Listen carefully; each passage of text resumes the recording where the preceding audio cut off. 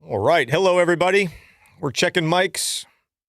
We've got a little bit of a complicated setup today, so I wanted to make sure everybody can hear everything.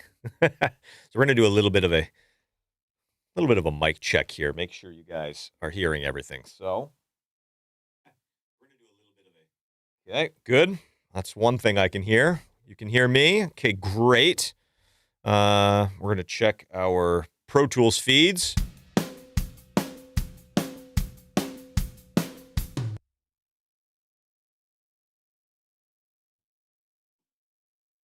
Okay, good. I'm checking for you guys as well. Okay, and we are. This is actually a perfect time to introduce my guest today, Irene Genova. Amazing editor, amazing assistant, great engineer, doing her own productions. We've been working together for a little bit, and so here she is. I'm going to get her to check her mic for me as well. Okay. Everybody, let me know if you can hear Irene. Okay.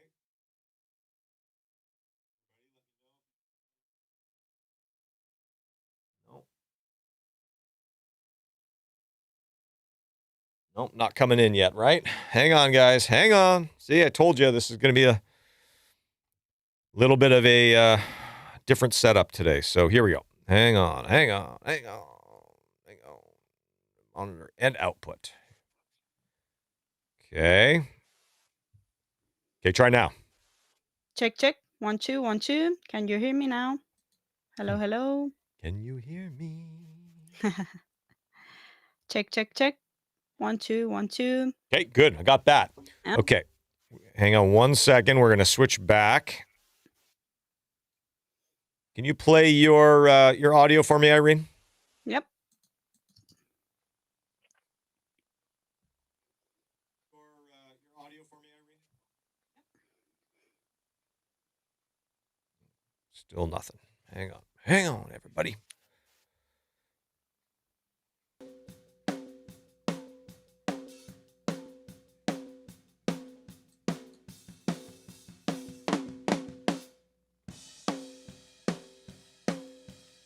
Okay, we're good. Yep.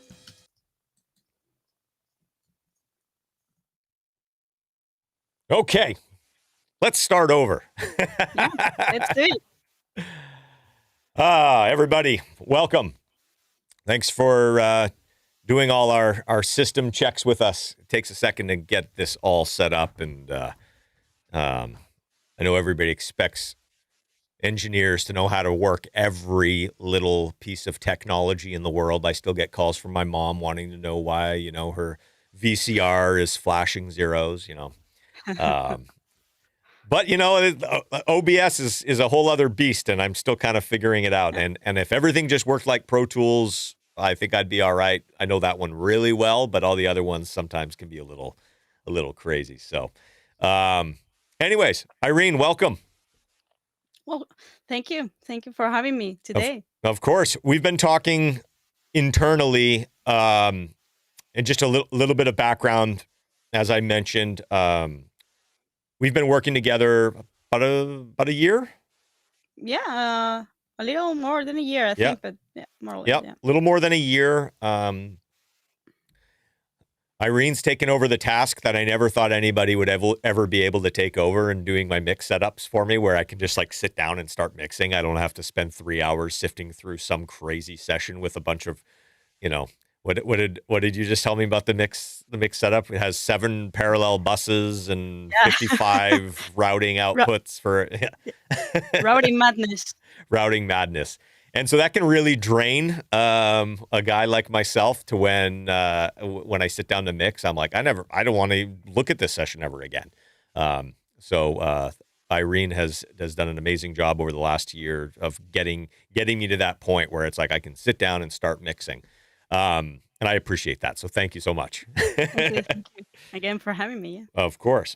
One of the things that we talk about a lot, and obviously a lot of people, I don't want to say know me for my drum sounds, but I think a lot of people kind of associate like big cartoony CGI drums with a lot of my productions and my mixes. And as we all know, and most people these days use samples, I've never shied away from it. I've used samples pretty much forever. And getting samples into sessions. I remember when I was an assistant, just starting out in the business, there wasn't a lot of options for how to insert samples into a session. Pro Tools was kind of just getting going. There was a tool in Pro Tools called Sound Replacer. It was an audio suite, very basic, very simple. There were so many different like weird workflows to try to get Sound Replacer to be accurate. I remember, I'm going to pull this up really quickly. Hang on one second. I'm actually going to pull up my screen here and just show people. Some people are like, "What's audio replacer or Sound Replacer?" Where is it? This guy here. It's going to take forever to load because I don't think I've had this open in 25 years. Wow, this just the look of this takes me back to 2004. And so this was an awesome tool, but I remember so many people, like I would go work for producer A and he would want me to put samples in and he would say, load the same sample into all 3 slots and turn peak align off. And I'm like, okay. I would go work for another producer and they would say, only load the first sample in the first slot and leave peak align on and turn the dynamics down to 1.15 or 1 to 1.5. Like the point being, everybody had a different thing. Yeah. And still with Sound Replacer, you would have to go through and look at every single hit and you would, I don't think I did a session with Sound Replacer for like 3 years where I wasn't cutting and moving every 20th sample just for a variety of reasons. And so even with Sound Replacer, there were a lot of different ways in which you would almost, I don't want to say hack Sound Replacer, but you'd have to figure out different workflows to optimize it. And so one of the things that we did, and I see Paul DeCarly in the chat here, and for anybody who's watching this either live or after the fact, Paul is probably in the company of maybe like 1 or 2 other guys who kind of like invented some of these workflows that we're going to be doing today. So everybody owes Paul a huge, and like I said, there was like Scott Humphrey, Paul, you probably know of another guy or 2 that just coincidentally was doing similar things at the time, or maybe not. But one of the ways we used to get Sound Replacer to be more accurate is instead of loading Sound Replacer on like a kick drum. So I'm just going to blow this up so you guys can see this, right? So this is just a kick drum. You know, you can see the leakage, you can see all that stuff. One of the things that we used to do is we would instead of just putting this into Sound Replacer, we would make a trigger track. And the trigger track would basically be all the bleed cut out, so that way you could drag the threshold down even further. And so the idea was, like, if you only dragged the threshold down as far to where it was missing, you know, the bleed and the leakage and stuff like that, it was probably going to trigger on like here, because that's where the highest peak is, right? So if you're just dragging the threshold down and it's triggering off the highest peak, it's going to trigger here. Whereas if you can drag it down a little bit further, you have a better chance of it triggering here. And then hopefully everything's lining up. Did you ever use Sound Replacer, Irene, or was that before your time? I don't think I've seen it before. You just showed really it. Right. Yeah. I mean, I feel old. Probably a couple of pictures here and there, but no, I haven't used it. I don't know how it works actually. So. Okay, so we're gonna. I think we should test it today. I think we should check it out and see what happens. Put a thumbs up in the chat if anybody's actually used Sound Replacer. I'd be curious to know whether or not we got too many. We've got enough, anybody else in here who's used that. I know Paul has, obviously, but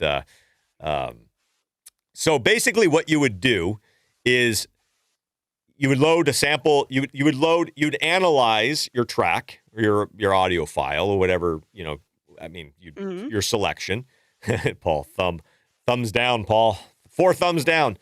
But anyways, you'd analyze your track, and then you would click that little disc button, and you would load up a sample, and you drag the slider down. I mean, I might as well just do this while we're sitting here doing this, right? It sounds a little bit like DRT, actually. Well, so DRT, and correct me if I'm wrong, anybody in the chat, as I'm sure you will, but I think Massey, is it Steve Massey? I forget his first name. Steve, Dave? I think it's Steve. Steve. Yeah. I think he worked for DigiDesign. And so one of the problems, not problems, but one of the things that was an issue with Sound Replacer was that it would only give you audio. There was no way to get MIDI.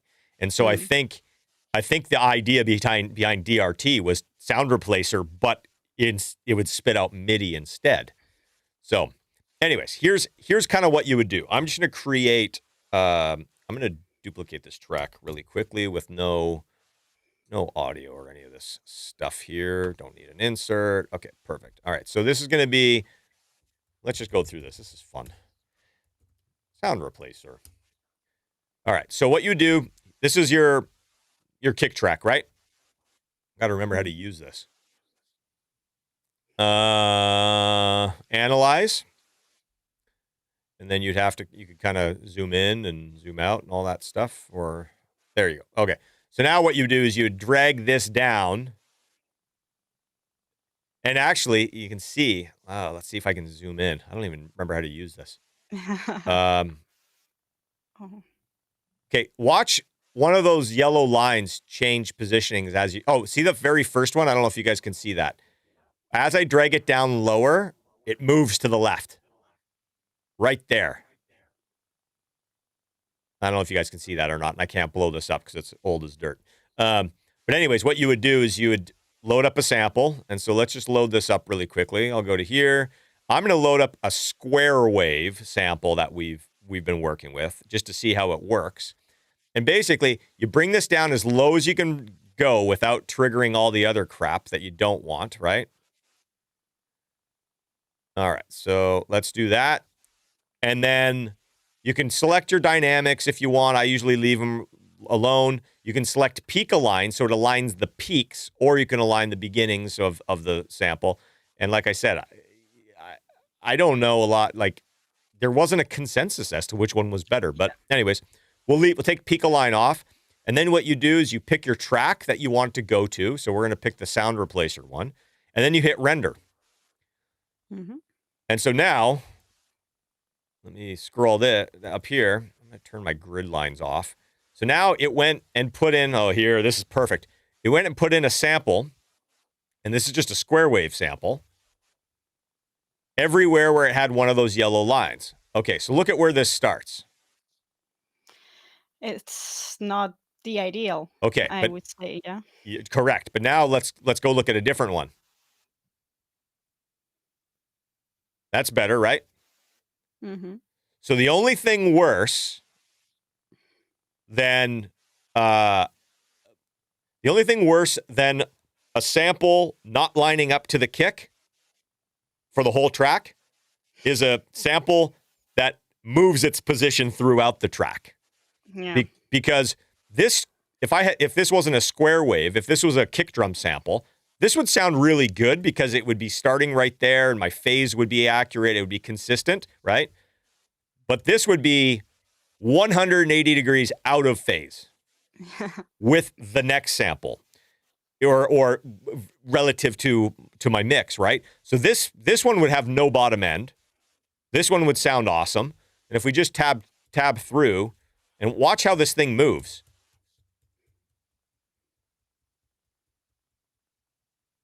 Not consistent. So this is what we used to have to deal with. So one of the ways we would get rid of this problem, or at least alleviate this problem, was instead of using the source track, we would cut ourselves, and a lot of times, like early days, we would use just strip silence, and that way when you're in Sound Replacer, you could drag the threshold down to where it's putting it at the beginning every time, as opposed to like seeing a little bit chunkier a waveform at the halfway point or even the second cycle. And that would get us closer. We took that one step further, and this is something that, like I said, this might be a Paul DeCarli invention. But we took this a step further, and we basically cut what I refer to as snippets. So instead of having the tail, instead of having all this crap up here, we would just cut just a waveform, like 1 or 2 cycles of the waveform. And before you use Sound Replacer, you would go and make sure that this lined up at the same spot every single time. Mm-hmm. And what that allowed us to do is we would, like, I wouldn't even look. Oh, Paul stole the idea. I love it. That's what we do. We steal ideas. Well, then we'd be able to take the Sound Replacer threshold and drag it all the way down. And now you have no variance between where Sound Replacer is picking up the transient. It's all the way down, and it would at least, sometimes it would still be a little like not in the right spot. Maybe it would be a little late, maybe like whatever, but at least it was consistent from hit to hit. So then once you printed your sample, you could just go and move it. And so that was a little bit of kind of like, and it's a little bit of a history lesson. Again, I feel like a dinosaur here. But I want to provide a little bit of context as to kind of how we got to where we are now and why we do some of the things that we do. Because what started happening to me, at least this is kind of like where my brain went. A lot of plugins, like what plugins do you use when you're putting samples in for me? What's kind of your arsenal? Well, mainly DRT and Trigger too. Actually, those are the ones. Yeah. So Massey DRT, which is an audio suite plugin, and then Slate Trigger, or Trigger 2 now, but which has kind of been I don't want to say like the de facto standard, but that's kind of the standard in terms of real-time sample replacement. Yeah. I remember when Trigger came in, it was like, oh man, this is life-changing. And there were a lot of claims about like how you don't need to do this and you don't need to do that. And it's sample accurate and all this stuff. Fast forward, we're in 2025. I still get sessions from people who just put Trigger on their kick inside mic and they set the threshold. And even if they do that like snare gating trick, so it ignores the leakage or the whatever it's called, the leakage suppression. Even if they do that, so that allows them to drag the threshold down even more. That's what it's doing. It's kind of like what we were doing back in the day with strip silencing. Mm-hmm. Basically, I still get sessions. 2025. Trigger has been updated. It's a second version.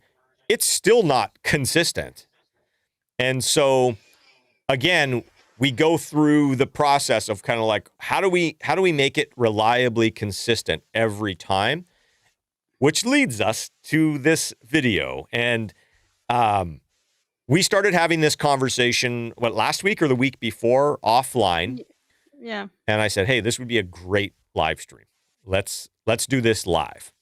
So what we're going to do today, we are going to walk through, and I'm actually going to let Irene show her screen, and we're going to walk through a couple different tests, a couple different workflows, and my hope is that at the end of what we do today, we will have definitively answered the question as to what method works best, and we will define best because there's a variety of bests. You know, I know some metal producers don't want any dynamics in their kicks. I know some guys who want all the dynamics in the kicks. Best isn't necessarily, we might come up with something that say, oh, this is easily the most accurate, but it takes 4 hours to do a kick track. And it's like, well, that doesn't work either because Yeah. You know, like if you're setting up an album worth of mixes for me, it's going to take you a week just to do the kick trigger, right? So we will define best, but at the end of this, what I'm hoping is the way that we've been doing it is the most accurate. So that way I'd be like, okay, cool, we're good. But Let's see. Exactly. But I think the test I haven't done in a long time is what we're going to do today. And so, yeah, I think we shall dig in. One of the things I did want to kind of put out there really quickly, because there's a couple different layers to this. So I'm just going to show my screen really quickly, Irene, and then I'll jump to yours, okay? Okay. So I've got here's my drum tracks, right? My kick drums, I got an in and out. Oh, it makes me hungry for hamburgers. Oh, by the way, In and Out's coming to Nashville. They're setting up their headquarters in like down the street from me. Oh, so, danger. I've been trying to convince my wife to get a job at In and Out, like at their head office. She was in advertising before we moved out here, and I'm like, you should call their advertising department. You could be, and I'm like, I'm sure they've got like an employee card that just lets me like get, double doubles whenever I want. But anyways, okay, so we've got kick in and snare top. Those are the tracks that we are going to be using today as our tests, okay? Yes, we trigger toms. Yes, we trigger other things, but the kick and the snare is kind of like a given, right? I mean, I don't think there's been a session I've mixed in maybe ever that hasn't had a kick and a snare sample, at least supplemented, if not like really loud. So I'm just going to play you guys just to play you so you can hear what the kick sounds like and you can kind of hear what the leakage is. This is actually a kick that I recorded years ago. I used to be so crazy about trying to baffle the kick so that way I'd get lots of separation and all that stuff. So this is pretty good. I mean, that's not a ton of snare leakage. But anyways, I'll play it for you guys so you guys can hear it. Turn it up a little bit here.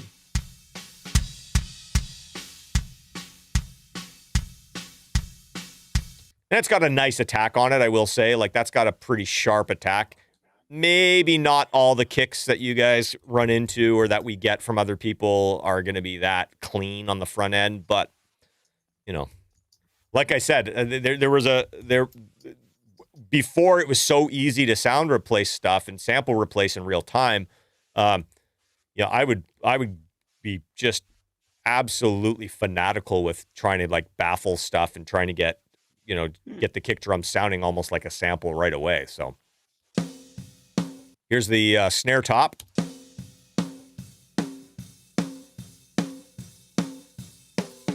So again, just kind of, standard.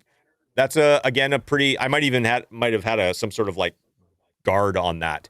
Cause again, we were trying to like get the stuff sounding kind of sampley, even though they were live. So, that's what we're working with. So, Irene, safe to say that we've determined that just putting trigger or just using DRT on the source track is not the best way to do it. No, not at all, I think. Okay, so reasoning for that is just like you can't drag the threshold down. Like there's too much other stuff that it's picking up, right? Mm-hmm. Okay, yeah.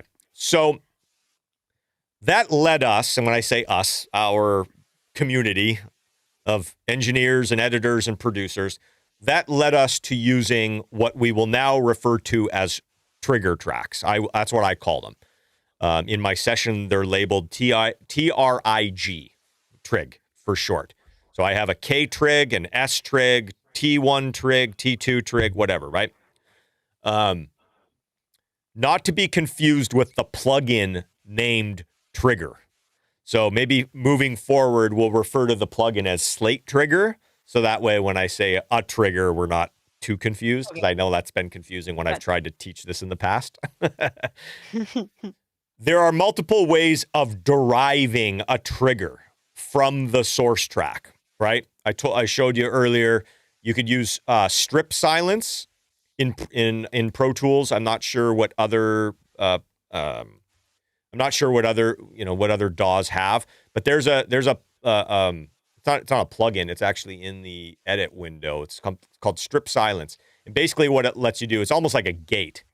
And it just lets you pick the threshold, and it gives you a clip start pad, so it can pad the front of it by a time amount. It's actually a really cool plugin not plugin. It's a really cool Pro Tools feature that I use for a lot of things. But one of the ways you can derive a trigger is just by using strip silence and getting rid of just the crap between, right? So that leaves you with this kick. Let me give some volume here.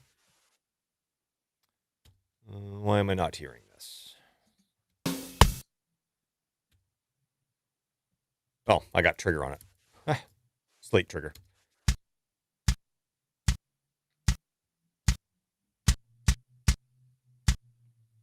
Right? It's like kind of like a gated, just like, you've got a gate with a really, hard release. So that's one way of doing it, simply using strip silence, and that will get you closer. I showed you the snippet way, and there's a variety of ways that you would derive the snippet. You could do strip silence first and then go in and manually cut these. You could program macros. You can do a variety of things. I'll let everybody else come up with their own creative ways on how to get those. There's also MIDI, right? Yep. And MIDI's become, I used to not do MIDI at all. And MIDI now has kind of become, I think I probably use the MIDI trigger more than I use the audio trigger these days. Interesting. Yeah, and I didn't start really using MIDI until we started working together. And I remember when we first kind of started kind of going through my process. I remember you asking me like, "Oh, do you want MIDI?" And I'm like, "No, I'm good with audio."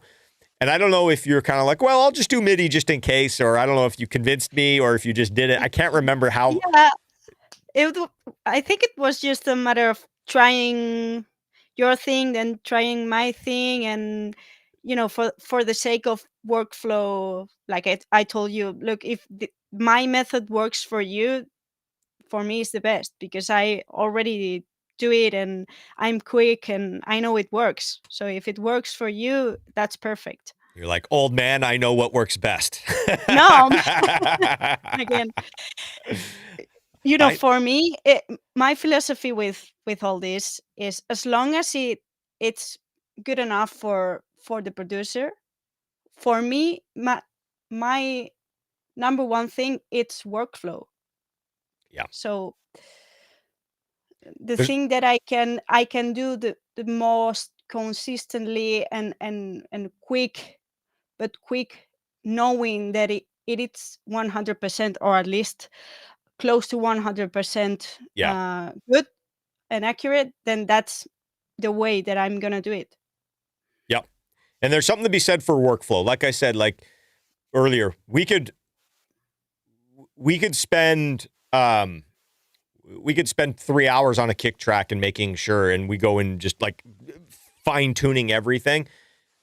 And I do like everything to be accurate, but there is kind of a point of diminishing returns. And so getting your workflow to where it's like, okay, can you get it to 98 to 100%, depending on kind of what your source track is or whatever, in 20 minutes or half hour or 15 minutes or whatever, versus getting it to 100%, but it taking 3 hours. It's like, we got to go the other way every time, right? So workflow is a big consideration that we will talk about. So having, and we'll switch to your screen in a second, but having then spoken about now talking about deriving audio or deriving MIDI from audio, that, believe it or not, over the last however many years, like I feel like there's like tons of options now. Like in Pro Tools, you can just drag the audio down and it uses the Melodyne algorithm to give you MIDI notes. Slate trigger. If you let slate trigger run, that will spit out a MIDI track, right? I I think we were talking. I haven't tested this, but we were thinking that the Sonox drum gate might do the same thing. Yeah, I think so. It does. Yeah. And then another one that I know a lot of people are using that they really like is the TuneTrack Superior Drummer. They've got like a drum tracker. Yeah. There is something that I did want to mention about that I don't love. Well, actually, when we get into the audio, sorry, the MIDI stuff, we'll talk about kind of pros and cons. And then also, then we go back to what I refer to as the GOAT, which is Massey DRT. Yeah. It was the OG, and it's probably the GOAT still. Maybe I should have called it the OG. It might not be the GOAT. We'll see. So I'd like to maybe spend a little bit of time. Let's switch to your screen. I want to go through and see if I sent you a session with just the drum track, show us how you get accurate MIDI from a drum track. Okay. Okay. Your screen is live. Everybody let me know if there's any issues with Irene's computer monitor, but I think we're good. Okay, so we kind of have a very similar session. We're kind of working off of the same session. So maybe just hit playback on yours. Let's just double check that we're hearing it. So when we need to start hearing it, we're good.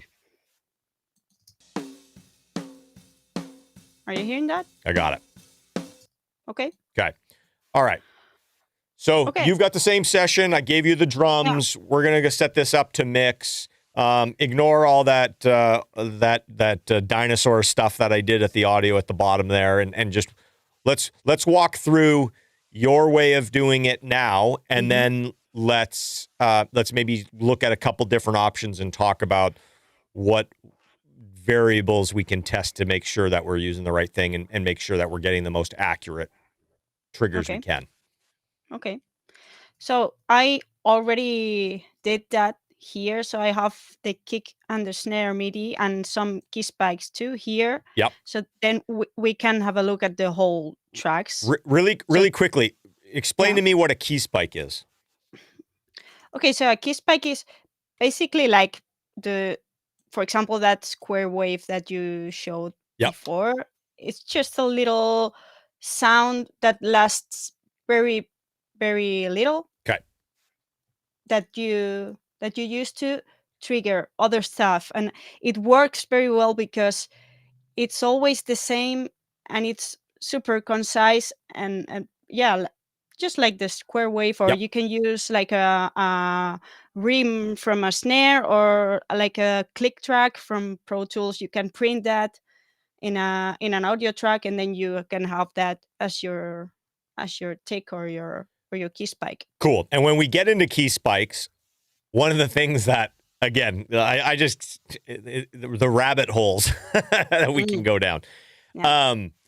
When we talk about Keyspikes, I was actually curious, and this is one other part of the conversation, not to get us derailed. We'll come back to MIDI in a second. But I was curious if there's a difference in accuracy based off of what sound you use for a Keyspike. So what I would like to do is, after we go through the MIDI, is I would actually like to do a little test where whatever our track is that we're going to get our Keyspike from, let's put in the one that you usually use. Let's put in that square sample, that square wave. Let's put in a rim click, and then let's run it. Let's commit that and render it down and see what happens. But anyways, back to the MIDI. So I'm gonna go over the process here. Okay. With the actual tracks. Awesome. So we have the folder. We can just do like that first like chunk. Like just show us kind of what you would do, like just the first intro bit there. So what I'm gonna do first is create one MIDI track here. Okay, and I'm gonna name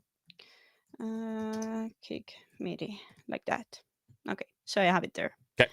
And now I'm gonna open DRT, which I have it here, accessible because I'm using it all day. Yeah, I know. Everybody saw my audio suite folder and I didn't have any favorites. And they're like, you suck. But I will say all my preferences got screwed up last session I had open, and I haven't restored them yet. So that happens. cut me some slack. And also, like, I'm becoming a really nerdy person about workflow. So Good. I've been digging into some really deep stuff like sound flow keys Oh, it's and stuff. amazing. So everything that I can make in advance to then make my work easier, faster. I don't have to think all the time about where's this thing, where's that other stuff. Like, Yeah. that's all Okay. good. Here, completely unrelated question, but and this is how, as anybody who's watched these live streams, my brain just goes off and I go on these tangents, and now I have somebody, I've got a partner in crime to do it with, so you guys are just gonna have to put up with it. Okay, so if your preferences get screwed up, or if you've got to reset your preferences because of plugin or blah blah blah blah, and it wipes out all your favorites from the audio suite or even your plugins menu, do you have to manually go in and do that, add them back every time, or is there something that can pull those back? It hasn't happened to me like that because I don't think it has to do with the Pro Tools preferences. It's stored in other folders, I think. Oh, okay. So for Pro Tools preferences, you have the sound flow thing. I've here. got that, but that doesn't I don't think that rebuilds my plugin favorites. No. You see here, I have mine and I have yours because they're different. Yes, they are. Yours are probably way better than mine. No, I just like colors and you don't. No, I don't. Look at me. Look at me. I wear black and gray and white every day of my life. So it shouldn't be a shock that my Pro Tools screen looks like a 1960s television. But I mean, everybody's different for this, and everything's all right. Sorry. See how distracting I can get. This is why live streams take 3 hours, and this is why this is the fun stuff. It is fun. It is fun. Okay, I'll shut up. So, you keep going. No worries. So you select the actual clip here, the kick in. I'm gonna solo it because I'll need to listen to it then. So I'm gonna hit analyze here. Okay. And you have all these markers. So the thing with DRT is that it shows here in the window the selection that you have. So if I go select this thing, you can see that it goes zooming in and out. So that's very useful. Awesome. So right away, I can see that there are lots of markers here that are not usable for me. So I'm going to drag down the sensitivity.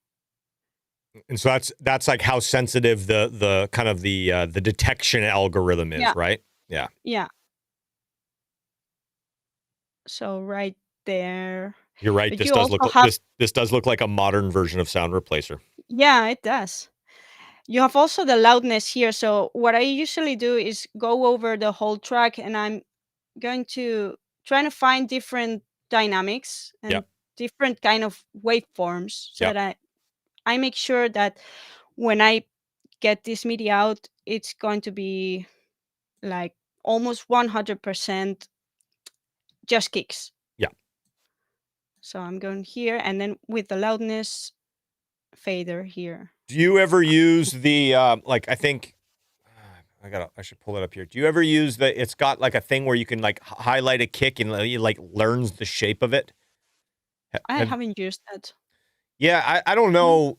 Sometimes I'm like, does that make things better? Does that make things worse? Like, I don't know if I sometimes use here the advanced settings for the minimum trigger separation. For example, for toms is useful sometimes. Yeah. Or the gate. Well, the gate, I don't use the gate very often. But gotcha. Okay. Yeah. Okay. Keep going. So I'm going through here, and I can see that it's already looking really good. I have some snares there. Well, I can hit play, and then we can actually see what's there. Oh, some toms. Those are toms, yeah. So let's go down here. Okay, we got rid of those. we still have something here. Same. Okay, it looks nice. Yep. So then I select everything Okay. again, and then we have here our dynamics and our overall loudness Yeah. dials. And I like to play with this a bit because you know, I'm printing MIDI, so I have the ability to to get the MIDI how I want it, and how I know the person that it's going to trigger, it's going to use the MIDI, so I can use that to my advantage. Yeah.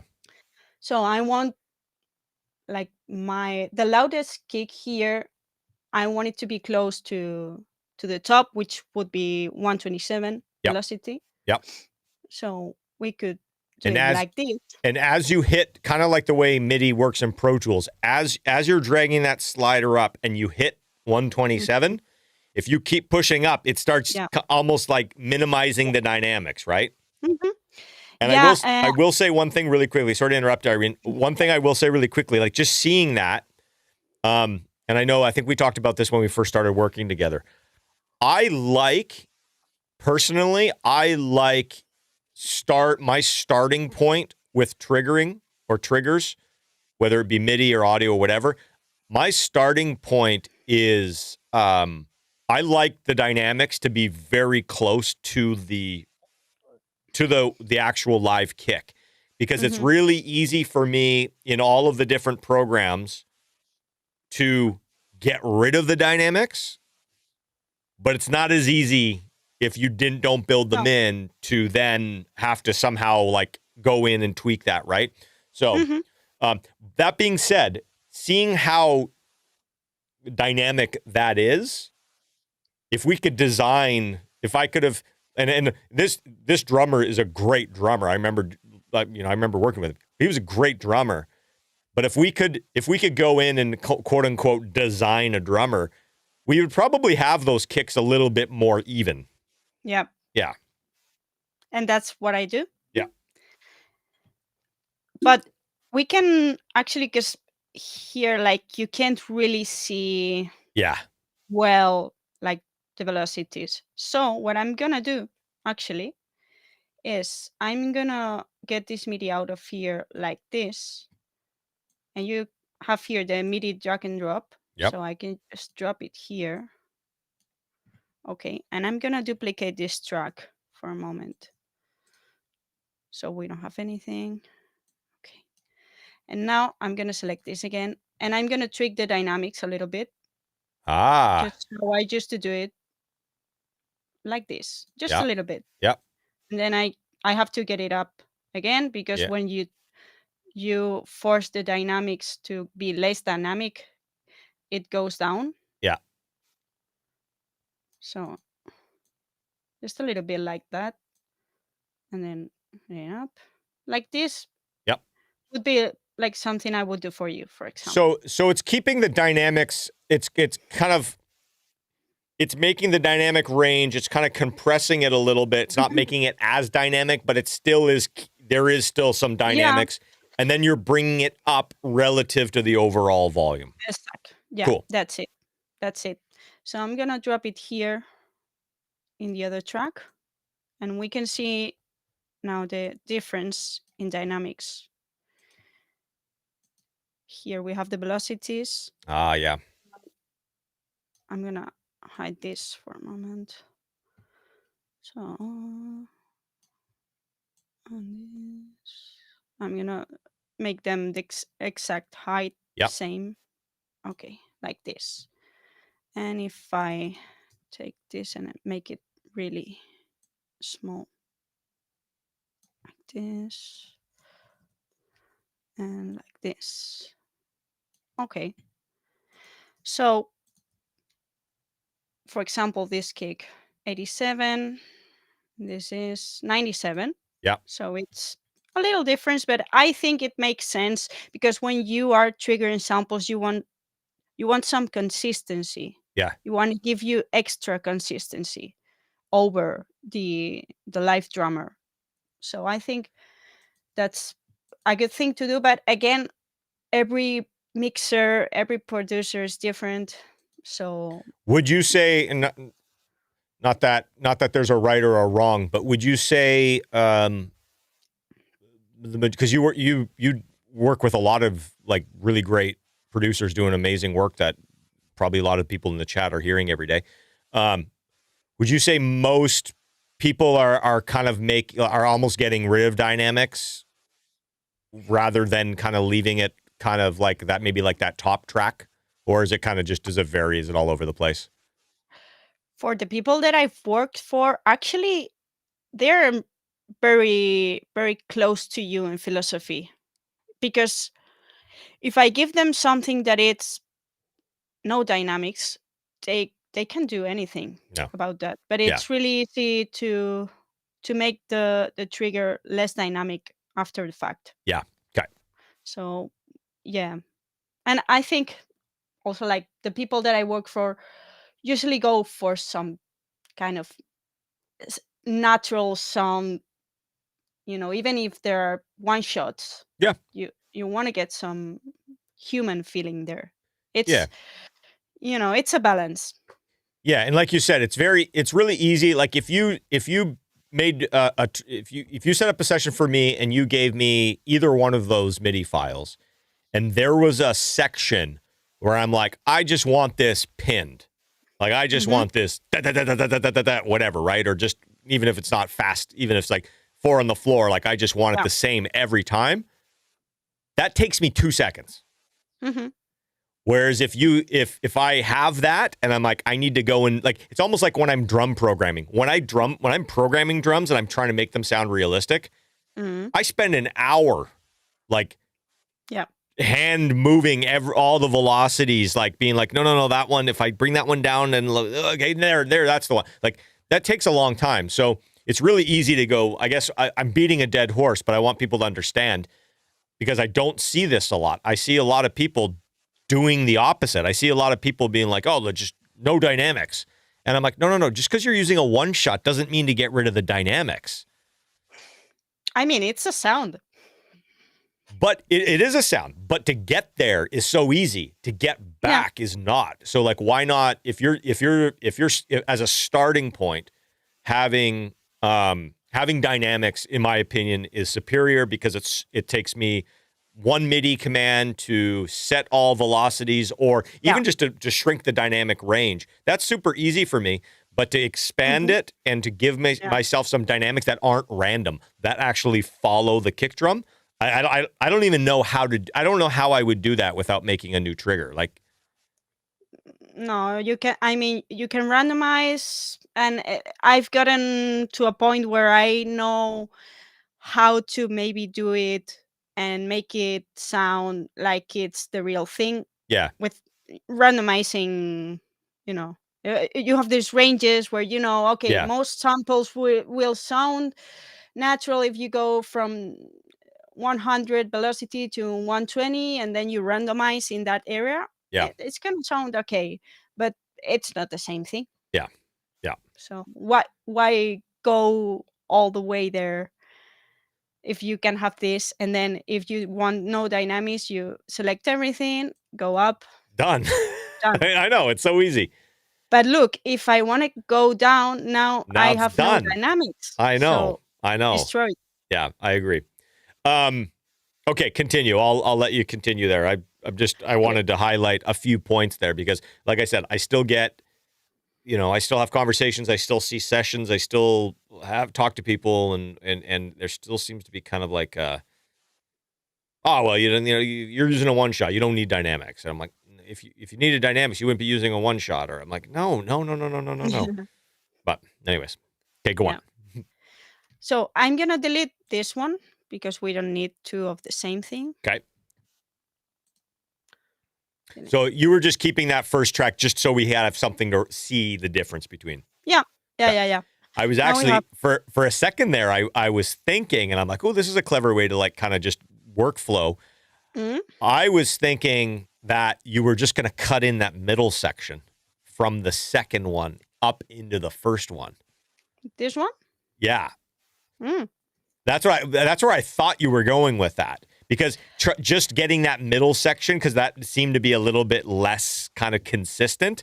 I'm like, oh, is she going to make that middle? But instead of just getting the middle section, like just do like one where it's kind of like, okay, this is supernatural. This is one where it's like less dynamic, and then just cut in the piece that you want. That's what I thought you were going to do, but that's fine. It kind of triggered an idea of like, it's so much easier to do that, to make like 3 different versions and comp together the version you want, than it is to try to do that within DRT. So interesting. I do a similar thing for snares. When I know that I'm gonna have ghost notes and I want to have the MIDI and the triggers for those. Yep. What I sometimes do, and let me highlight here the snare. It's gonna be a quick explanation here. Yeah. I'm gonna reset this and I'm gonna hit analyze. I have the snare here. Yeah. So now we're on the snare track. New MIDI track. Actually 2. And you'll see. So I have my snare top MIDI here. I'm gonna assume that this is okay. Like, okay. I'm not gonna go over it because I just want to show a little detail. Totally. So this is my snare MIDI. So I'm gonna drag it here. Okay. And if I know that I'm gonna have ghost notes, with the same analysis here, I'm gonna go back in these dials. So I have everything, like the greatest amount of detection that I can get. And then I'm gonna drop here all this stuff. Okay. And when I have the velocities comparing one another, I know here is my hits, ultra detected MIDI. I know that these notes here are the same, like the regular hits, let's say. Yeah. So I can delete this right away. And I know these are gonna be or miss triggers or ghost notes. So then I can go in manually and actually listen and select. And then you're just gonna go through, and if you hear one that's not supposed to be there, you just delete it. Yeah. Or see so one. this kind of workflow of comparing velocities is super useful sometimes. That's awesome. That's a great trick. I've never done that. But that's an amazing way to look at that. I think I got it from John Douglas. Interesting. Yeah. That's a good trick. He's a very clever guy for workflow stuff. Yeah. Love it. So back to our kicks here. So now I have this. So that's the MIDI that just came out of DRT. You haven't done anything to it, right? Other than just you did the dynamic stuff in DRT, you dragged that out, and that's that. Okay, cool. So I like to do a couple things first of going into actually the MIDI and looking how accurate this thing is. This would be my next question. Yeah, I like to do here with this menu that you have. Sorry, because I'm so used to using shortcuts. No, that's fine. This is here in event. You can use shortcuts if you want. Like part of what we're doing is we're showing people big picture, and if they need to figure it out how to do it on their own, because that's the way they're going to come up with new ideas. So here, highlighting my MIDI and event operations, I'm going to hit transpose because I want each of the instruments to go in a different MIDI node for triggering. So I'm going to go C1. And something that's been bugging me about the new Pro Tools version is that I can't type it anymore. If I type C1, it goes to C# -2. Why? I don't know. This Weird. is not working. Like I don't know if I've noticed that. Yeah. Weird. It's but I have to type here C, and then I'll go with the arrows to C1. Interesting. Yeah, and I'll hit apply. Okay. So now it's in C1, and then what I like to do is change the duration of the notes. Yeah. Because sometimes if you have like super quick double kicks or super quick snare fills, they can actually go into each other. Yeah, it looks like one big note instead of two little notes. Yeah. There's something So, that I mentioned. I mean, I've mentioned it to a few different people at Avid, and they're just like, yeah, whatever. Cubase, before I even like started, like when I was like a teenager and I was kind of like getting into this stuff, and it's like my parents had some shitty PC, and I think I got some like hacked version of like a early Cubase. And then I went to recording school, and I couldn't afford Pro Tools, so it's like I would play around at home with Cubase. Cubase has a MIDI track called a drum track. Yeah, it's amazing. It's so good. I don't know why. They've had this for 25, 30 years. Mm-hmm. Like, Pro Tools needs to make the equivalent MIDI track, and it allows you to move the, like, instead of the C1 being the C1, it's like, no, that's a kick, and you can reorder it, and each note is a diamond instead of a note, because drum hits are just hits. I'm going on a rant, but you changing the duration, I do that too, and I used to, I don't know why I don't do it anymore, but I used to have built into my preferences, like when I would be doing drum programming, like all on my drum instruments, I would have a MIDI real-time process. What do they call them? Yeah. MIDI real-time. Yeah, real-time process. Yeah. Where it would just automatically... Properties, thank you. It would automatically make every note, it was like 40 ticks or whatever it was. So anyway, sorry. No, rant. cool. Avid, get your shit together. Make us a drum MIDI track. Come on. Well, I'm actually think that they're gonna implement the drum maps in the MIDI. So instead of calling your kick C1, you're gonna be able to call it a kick.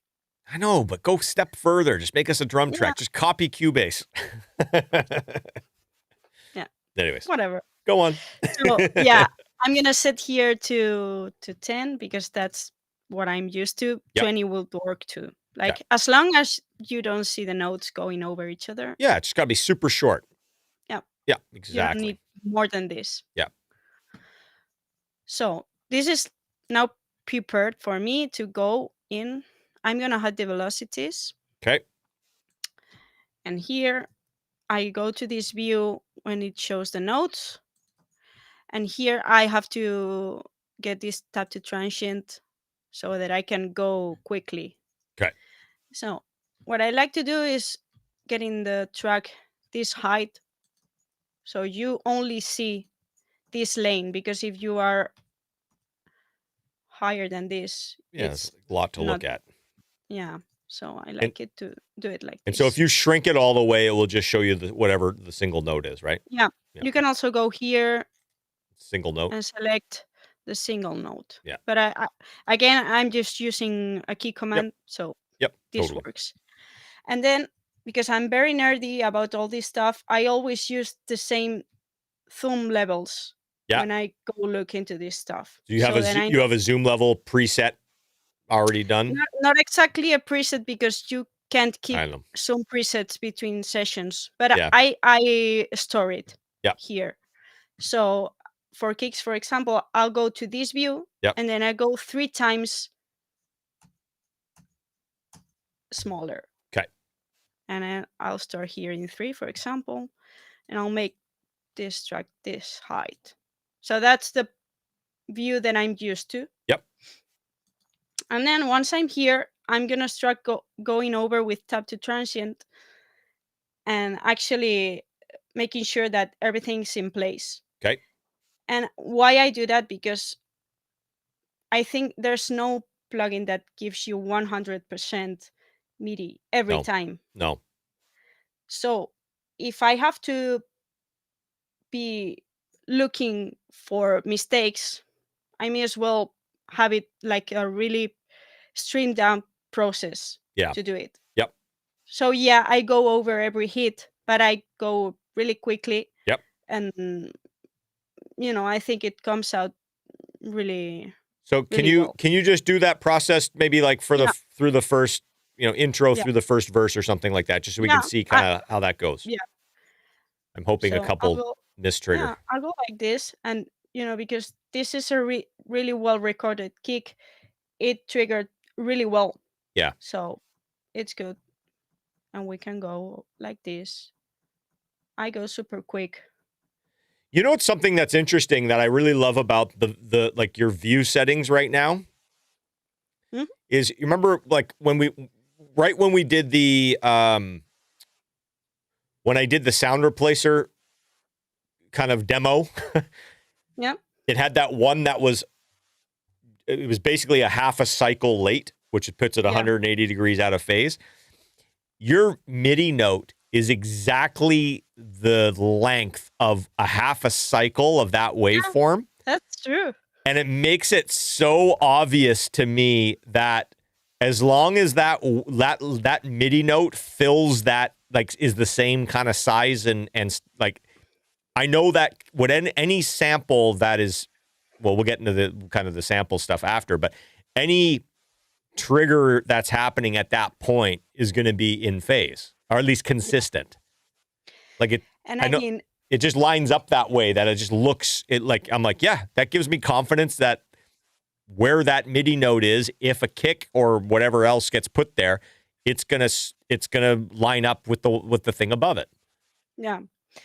And the thing is, you could go deeper, and I know some other mixer systems that go here zooming in a lot, and you could get like this. Yeah. But for me, like, I get lost. I don't know where's the kick anymore. I just see like this line, and what does that even mean? Yeah. Yeah. So, like, this is a workflow thing. Yep. You know, so if you would zoom like this, maybe this MIDI note wouldn't be 100% the same as this or as this. You know, it can have some variance here. And so what I would say to that is, you know, here you can see it. Yep. So it is moving around a little bit, but we're so zoomed in that, like, I would almost, well, what I was going to say was, this would be a scenario where I would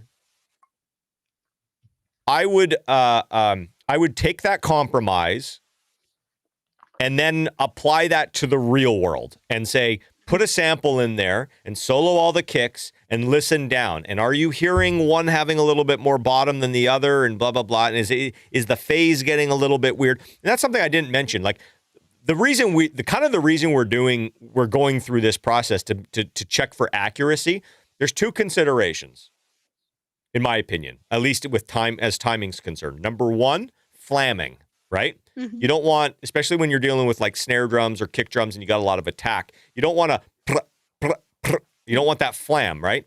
The other thing, obviously, that's going to have to be quite a bit off. Yeah. But the more subtle thing that I don't think a lot of people really pick up on, that we are really diving in on and addressing here, is phase. Yeah. So if where you've got your MIDI note right now, if you moved that over even like, I don't know, to have it start halfway through that first first quarter or first half cycle, if you move that over just a little bit, it would potentially sound different when that hit came. Yeah.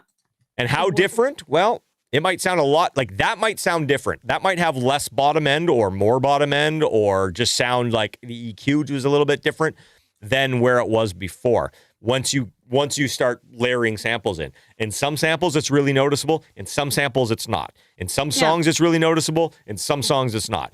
And so what I would say is your level of kind of how zoomed in you are is kind of like a good compromise to at least test it. Now, let's say the next 3 mixes that I did, I feel like I'm kind of chasing the kick drum sound. Mm-hmm. Then we might go in and dive in and be like, okay.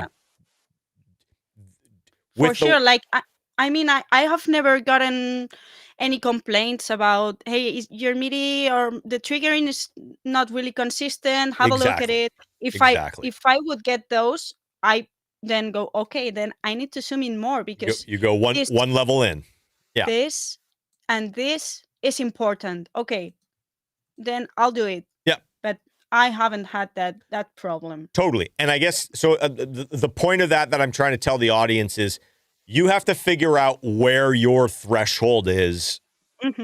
You know, pardon the pun. You have to find out where your threshold is for like how zoomed in you're going to get. Because yeah, zooming all the way in, and I used to do that, it takes fucking forever. And you can get lost, and the minute you get one hit that doesn't look like the next hit because it was a little quieter or a little harder or whatever, it's like then you start questioning, like, where do I put the trigger? I don't know anymore. So you have to kind of figure out what your compromise is. And again, if you're doing really clicky metal drums, you might have to zoom in a little bit further than if you're doing just kind of like, you know, big pillowy kind of classic rock stuff, and you're just sneaking the sample in a little bit versus you're layering 7 samples. If you're layering 7 samples, you might have to go in a little bit more accurate because those are going to be triggering all over the place if your thing's moving around. But anyways, so so you would and you're just tabbing through looking for things that are out of place. And I mean, here what you said, like a quarter of a cycle, for example, this is a no for me. That's a problem. These are the things I'm looking for. Yes. So then I'll put my cursor here. Yep. And if I hit Control and then I click on the MIDI note, it goes. Oh shit! I didn't know that. My cursor. That's incredible. So what I have it like really automatizing my fingers is I go like this, really quickly. I'm hoping one's out. Let's see. Yeah, I mean, that's such a clean kick. Yeah. Good job. But here, like for example. Yeah. So move one out just so we can see it. Like move one way out. Yeah. But I mean, these ones, they're harder. Yeah. It can look that they're not the same, you know, but you can get crazy. Yes, you can. Sometimes I can go like this and I feel good for myself because I have made sure that that's on point, you know, but whatever. So yeah, let's say that I have found this one here. Yeah. So I'll go here, the cursor, click, boom. Control. So you hit Control and then hit it with the pointer. Yeah. So I put my cursor here, and I'm hitting Control. You see that the little icon changes. Yeah. And then that's click, awesome. Boom. I don't think I've ever in Pro Tools. I don't think I've ever seen anybody use that. No? No. I didn't know about That's the most useful thing ever in Pro Tools. That's awesome. When you are importing tracks or something like that and one of those gets lost, you tap the transient and then you click. You spot. It's almost like a manual spot. Like spot to cursor, right? Mm-hmm. So then I'll go over and let's make sure that everything it's okay. I sometimes you won't see it because we're so zoomed in that you don't know if I'm going backwards or not. But sometimes I will go with Alt and the tap to transient. I'll go backwards because like my eyes are going faster than my hands sometimes. Yeah. So you know, I may notice something, but my fingers are already in the next one. So I may go back and check. Yeah, totally. Okay. So let's say this is done. Yeah. And the last thing for me here is showing the velocities again. Yep. I'm going to close all this and getting the view that I like, which is this one. And getting a zoom that makes sense here in the waveforms. And I then go over, usually listening in the case of the kick, I don't have to listen all through it. Yeah. Because it's really clear where there are the kicks. For the snares, I usually listen to the whole track. But I just go here, playing, and seeing that everything's okay. That I have all that I need. And making sure one didn't accidentally get erased or didn't get picked up or anything like that. Or maybe I have like something here. Yeah. Because Yep. whatever, like Yep. DRT is not perfect. Yep. You know, so I'll go erase this one. Cool. Or maybe I would correct a velocity. For example, this one here, I may think, oh, this is like actually lower, I think. So I'll go like this. Nice. Here I would check this part because it's not clear what it is. So Yes. Mm. So I These missed are one there. missing. Yep. So you can actually copy and with tab to transient paste. Yep. Paste. Paste. And now I'll go with the velocities. Just trying to match it visually. Yeah. Yeah. Like this. Awesome. And it's done. So that's basically the process for me. Okay. Then you have like a really good, accurate MIDI track for the next step, which for me would be to print the Keyspikes. Okay, so let's hold off on that for a second. I'm going to go to the chat here and just see if anybody's got any questions for what we've looked at so far. So I saw a couple questions come through earlier. If you're still here and you've got those questions, just repost them in the chat so we can kind of go through them. The next thing I'm curious, like seeing, I should have found a worse kick track, but I'm curious to see, and maybe the snare will be a little bit, I typically find snares are a little bit more, they wander a little bit more. Maybe we'll do this with the snare. I'm curious as to which MIDI algorithm is going to get us to do the least amount of changes. So I think once we're done that, we'll do a quick Q&A and I think we're gonna dive in. Let's open up like 4 or 5 different MIDI options.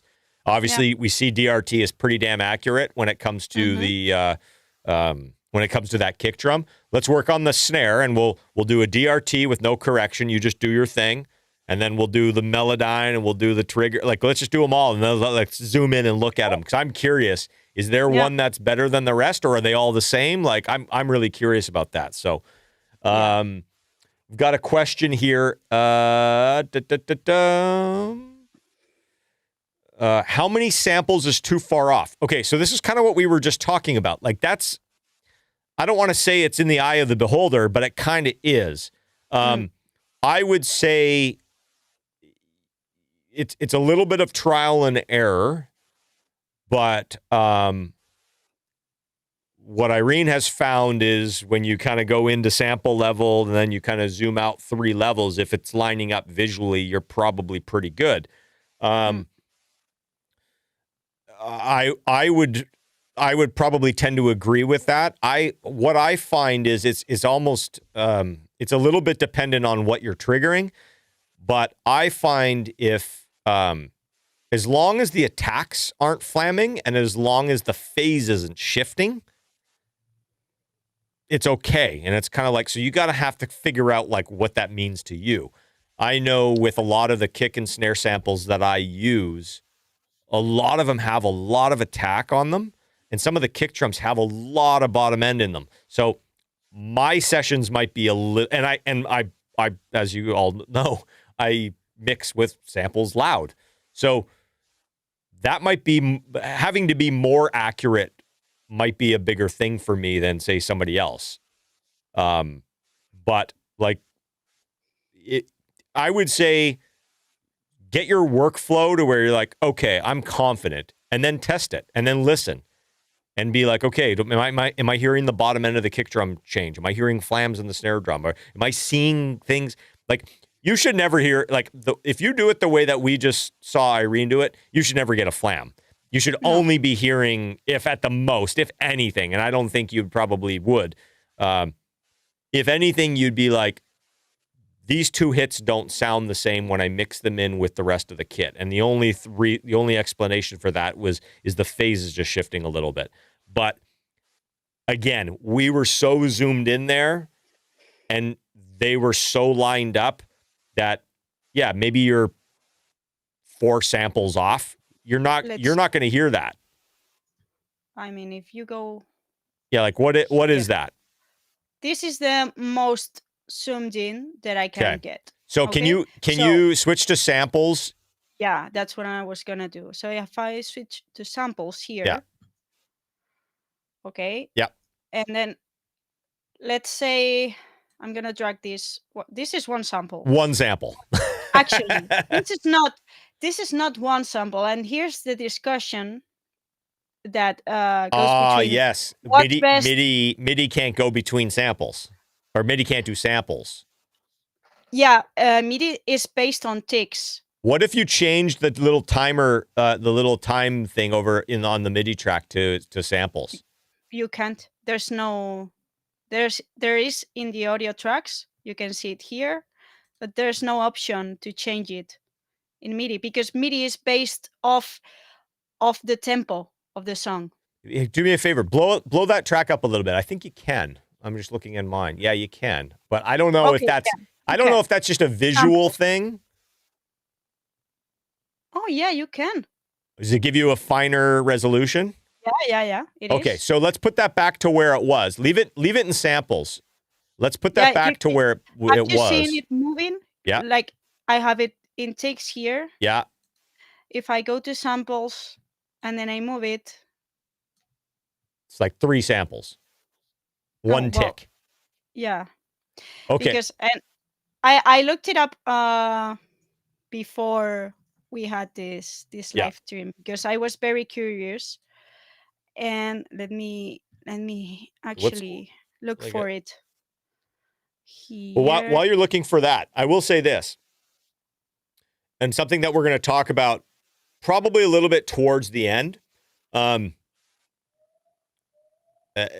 Again, I'm sure some of you know I've done sample libraries that are available for sale, and part of the production process of sample libraries and doing samples is deciding on a consistent system of where does the sample start. So, for instance, I'm going to switch to my screen really quickly. For instance, where does the sample start? And so if I'm going to zoom way in. Does the sample start here? Let me move this over a little bit. Does the sample start here, or does the sample start here? Or does the sample start here with a fade? Or, like, let's just find another one. The point being, you're so zoomed in with, I'm going to go back to your screen, Irene. The point is, we're so zoomed in that there's probably a better chance that the differential between where the sample starts from one library to another is probably larger than what we're talking about. So if you trigger a sample from my drum shots pack, and then you trigger a sample from like, I don't know, that sound, library, whatever, right? There's probably a better chance that where those audio files start in relation to the beginning of that sound is probably a little different. And I've actually noticed, I don't know if you've noticed this, but I've noticed in a few like multi-velocity layered and round robin, I've used a few sample libraries where I know my trigger is spot on, and I'll be like mixing a song and I'll be like, is that kick out of phase? And I'll go and I'll zoom in on it, and I'm like, no, it's good. It's good. Like, was that trigger right? And I'm like, oh, the trigger's good. And then I'll play it, and I'm like, oh, it sounds good now. Okay, I don't know, I might have been hearing something. And then I'll keep mixing. I'm like, there it is again. There's that one that's out of phase. And so what I have to do is I have to commit it. I'll commit it, and I'll go through and I'll see like the 7th hit of the round robin is just a little bit late. And because it's a little bit late, it's out of phase with everything else that's going on. And so I've noticed that. I've also noticed that some sample libraries, they err on the side of the sample being almost like, it almost has like, not an air, I won't call it air, but it's almost like they've done a fade. And so the actual hit is just a split, like we're talking samples. two samples just a little bit late, right? And that's fine as long as it's consistent, because then at the end you can just move the whole thing, right? But the idea is it has to be consistent. So, Chris Holmes, what's up, buddy? Another question. How much earlier do you cut your samples when creating sample libraries?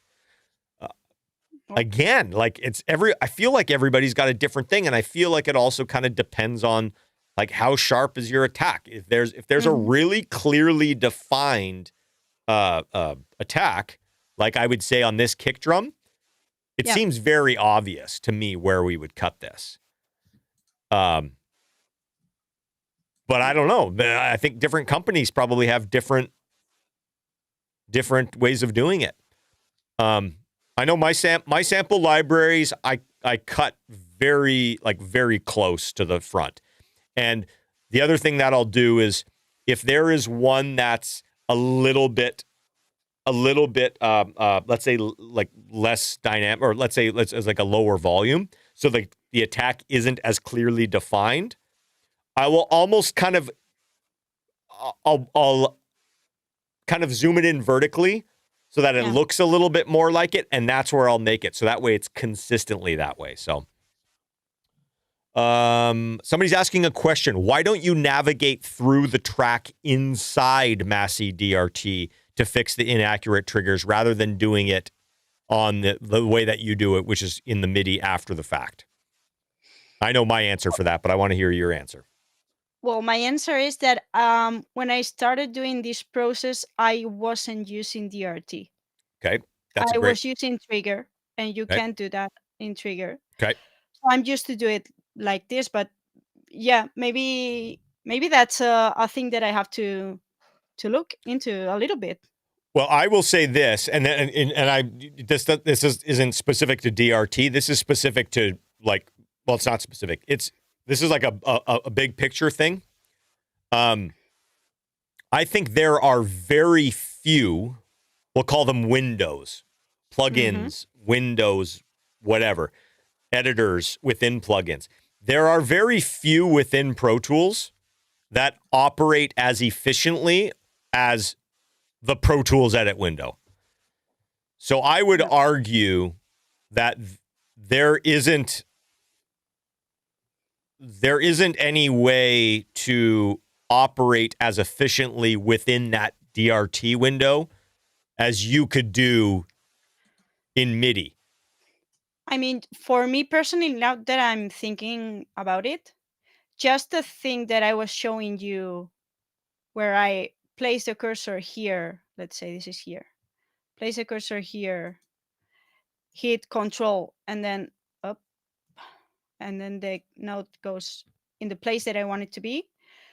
Just for that, I would do it here, because I guess that in Massey DRT, if I hit Analyze here, and actually, like if you have to move the front point of any of those things, like how, like I don't. First, that I don't know if I can zoom in more than this now. I don't know if you can see it, but like I have more zoom in Pro Tools that I have here. Yeah. And then if I want to drag it, right, this is the demo. Oh, you're on your other rig. That's right. Yeah. Sorry. we're on a different computer because of the live stream. But I have to do it manually. Yeah. And it may be like, I don't know. It could be a good thing. I find the same thing. Like when I use Beat Detective, I very rarely will adjust the what do they call them? Sync points. I very rarely adjust the sync points within Beat Detective. I'd rather have Beat Detective get me 80% of the way there and then do it all manually in the edit window. For me, that's so much faster. And I've been using Beat Detective since, I don't know, 2001. And I've never been able to have a more efficient workflow than trying to do it within. So I will just say that. So somebody's saying, yes, you can click and hold on the yellow trigger inside Massey DRT window. I will say, and if that works for you, great, keep doing it. I will say that there has never been a plugin that allows me to work faster within the plugin than doing the equivalent thing outside of the plugin in the edit window, if in fact you're trying to do the same thing. Unless there's a really good reason to do it, like it needs to keep some sort of information that makes it beneficial, but we don't need to go down that rabbit hole too much. I think it's just a workflow preference. Yeah. I wouldn't like working inside that little window and having to use that. Like, really quickly, somebody in the chat, what's the quick key for zooming in on Massey DRT?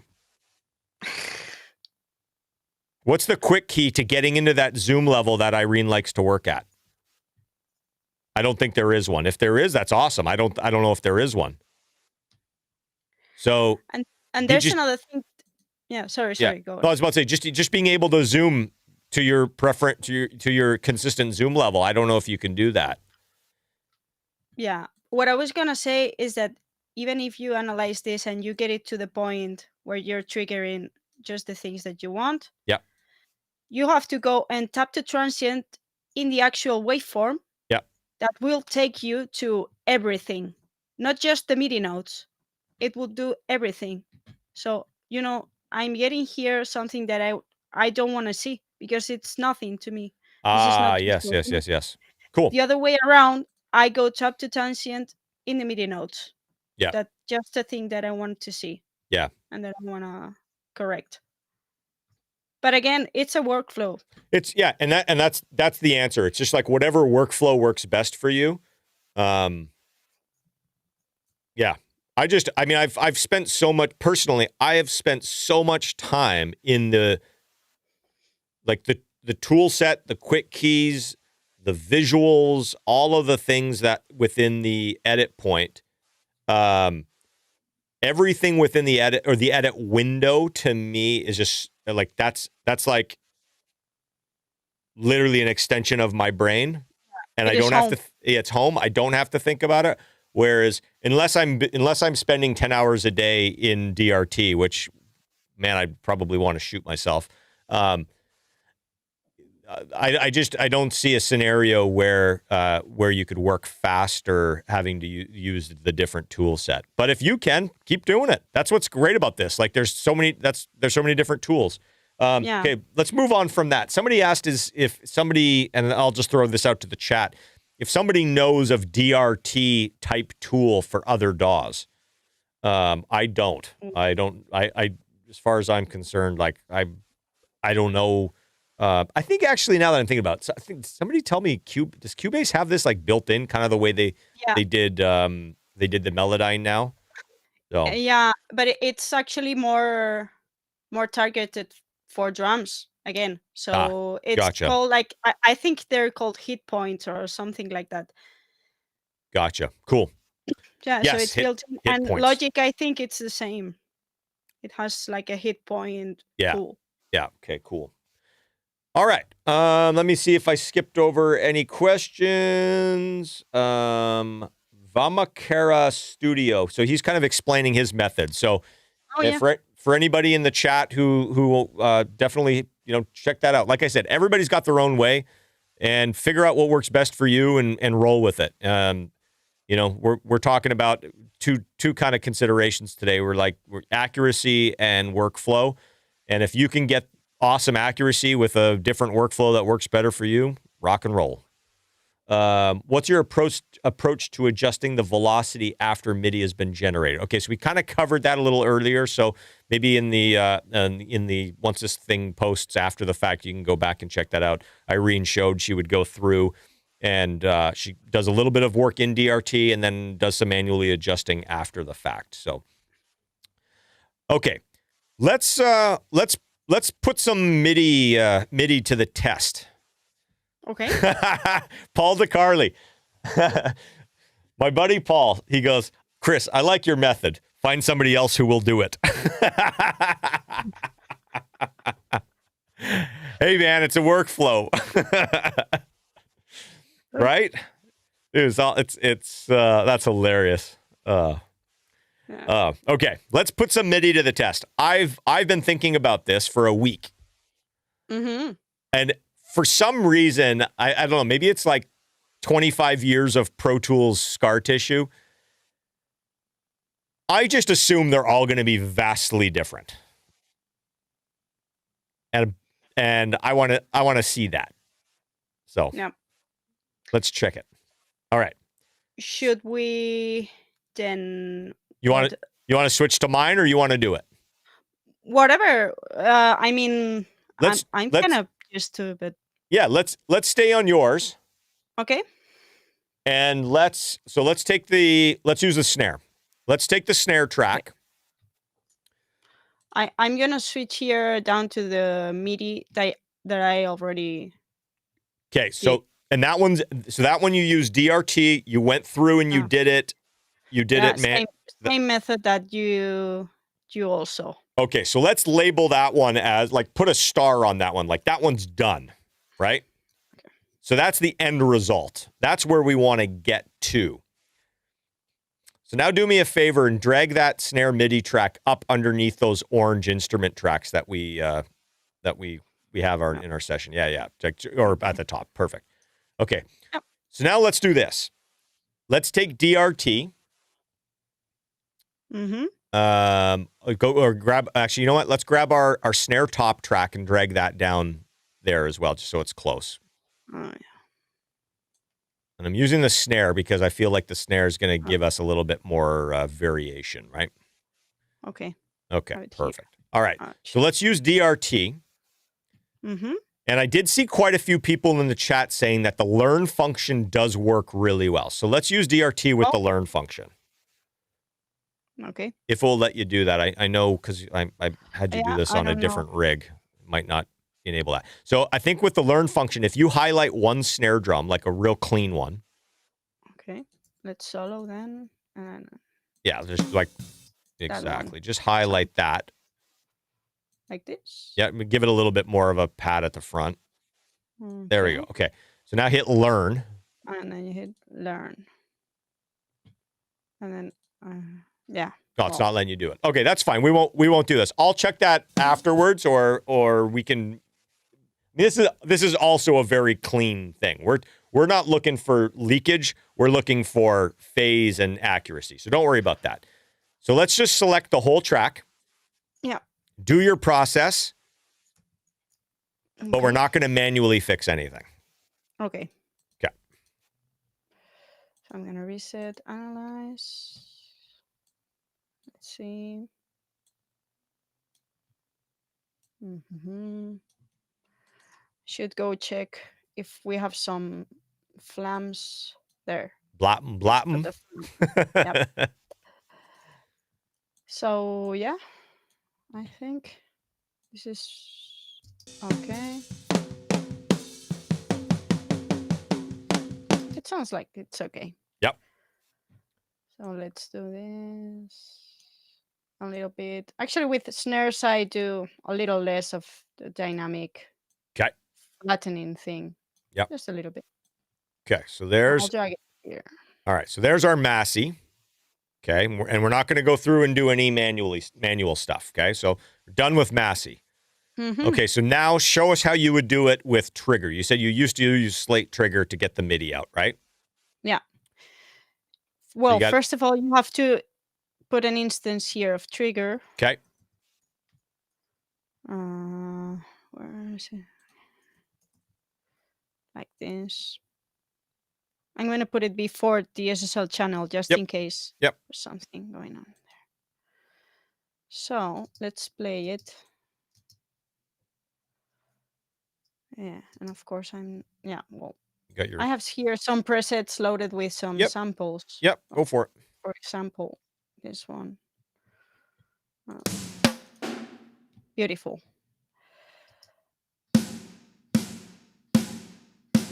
So, yes. You're just going through and looking for a section that you're making sure that's got some dynamics in there so it's not picking up anything it's not supposed to, right? Yeah. Okay. Don't miss some of that stuff. Yeah, well, those are not going to be.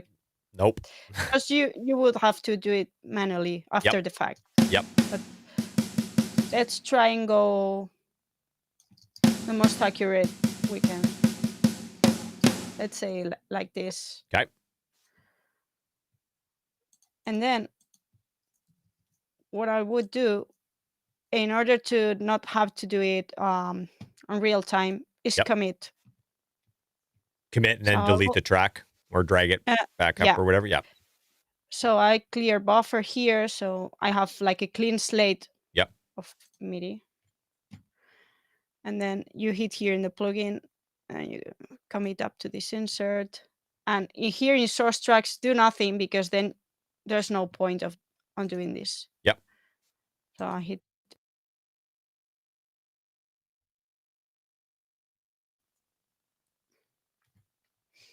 And I'm not gonna delete this right now because maybe it's useful for us to see how it actually triggered yes, a sample. Okay, so maybe I will put this here. Just leave that there for now. Yeah, so I have here the MIDI captured now. Yep.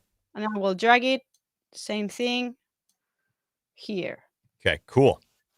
All right, so now our other option is just dragging that straight down onto that Melodyne track because the Melodyne is using the Melodyne. And whenever I'm doing this, I usually switch it to rhythmic when it asks you for which one you want. Yeah. I never use it, so just drag it down. There you go. And here. Yep.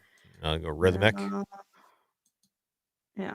I'll have it in Spanish, sorry. I don't know why, because everything is in English for me, but this. Interesting. Yeah. That's awesome. Okay. Let's do it. Okay. Oh, all right. My God. I know, right? My eyes are hurting, yes. I know. Okay. So what else can we do? We can do do you have Superior Drummer loaded on your video rig here? Yeah. Okay, let's use their drum tracker. And I want to talk about this for a second. You saw how easy DRT was. Even easier was the drag and drop Melodyne kind of built-in Pro Tools thing. Trigger was a little bit, I don't want to say hard, but it was a little more involved. You gotta have to go through and clear the buffer, and then you gotta commit, and then you gotta, you probably would delete that track, and then, all that stuff. So it's a little bit more involved. The one thing I don't love about the Superior is, and it might be different on other DAWs, and maybe this has changed. Maybe that in an update in Pro Tools, maybe they can do it now. But do you have to bring in the file through through the Finder? Yep, you do. Okay, so do you have your Superior on another screen? So I have here the track. I've created an instrument track. Yep. Superior Drummer 3. Yep. Now it has to load up, which takes a little bit. Yep. Now, that being said, I have used the drum tracker to replace an entire drum kit, and I've used the tracking for cymbal. It's pretty incredible. I just don't, and that's kind of, I'm curious to see how if it's more accurate and how much more accurate it is. I'm curious to see if that's worth the workflow, because you can't just pick up and drag that snare track onto that. You got to go to the tracker and import it, right? Yeah. For me, Superior, the tracker inside Superior has something better than all the rest, which is the rejection function. So if you drag not just the audio file that you want to detect, but the other drum tracks, it has a pretty smart rejection function. So you get a really clean MIDI track. And I use it when the method that I showed earlier about ghost notes, when that doesn't work because the ghost notes are so low in volume, I'll go inside Superior, and that would get me a better result. Interesting. So I use it sometimes. Okay. So you have to go here in tracker, and first thing to have to take into consideration is that You have to have your track consolidated from the start. beginning. Yeah. Yeah. So now you have to go and make a new audio file when it's like I already got the audio file the way I want it, but you have to go make a new one. Yeah. So I'll hit here consolidate. Yeah. So I have it here. Here's my superior, and here I have my folder. Yep. So I'm gonna hit here so that I have the newest clip created, and I know it's this one. Yep. And now I drag it.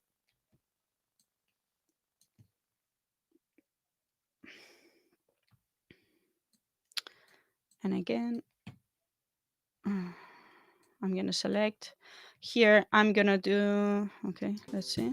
Yeah.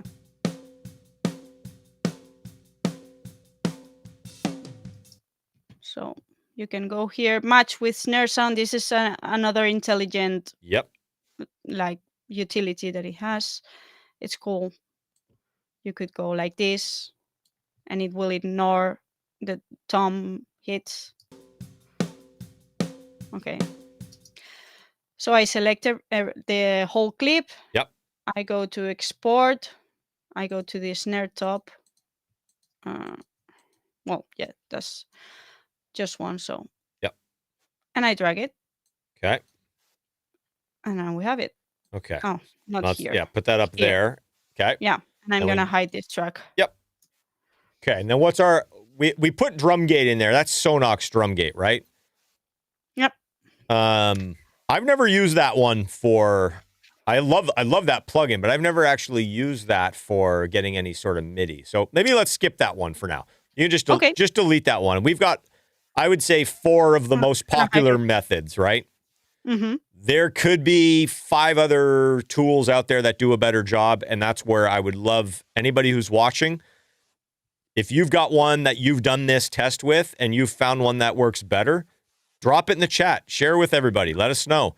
But we're going to go with these 4. These are the ones that between the 2 of us, we've probably used the most over the years. So, so the first thing I would probably recommend is just maybe we highlight all of these and set all the durations to be the same. So that way we're looking at, it's crazy. I'm going to highlight this, change the duration, set all to 10, Perfect. apply. Okay. That's better. Okay, let's zoom in. And let's see what's what. So here, for example. Okay, interesting. Like you can already see Melodyne. It's just whatever. It will give you everything without asking, and you deal with it. Yeah. Okay, is that one starting at the right spot? Is that that far off? I'm gonna do this a little bit smaller so we can see them closer to one another. Irene, can you just double check, see that, look at the just where everything, all the files are starting? I just want to make sure they're all starting at the right spot. I feel like the Melodyne might be off. Well, because the Melodyne matches up with the start of the actual audio file. So wherever that started, exactly. Shift that over for me. I thought it was off. There we go. Yeah, here we go. Perfect. No, but no. Oh, that's weird. Not working. Let's do it again. Okay. Let's see what happened. If you hold control. Yeah, hold control. It will put it in the exact right spot. Yeah. Or I have it now consolidated from the start, so there shouldn't be any confusion. Okay, perfect. Even better. So, like this. Okay. And I'm bizarre. Duration again. Oh, that's better. Okay. Yeah, but I mean. All right, strike one. Hey, I'm gonna do that on my end really quickly. I just want to. I'm like super curious. Okay, where's my kick source? My snare source. All right, I'm doing this exact same thing right now on mine. Give me a second. I'm gonna tell you if it makes any difference. Melodyne percussive. Go. Here, I'll switch to my screen real quick.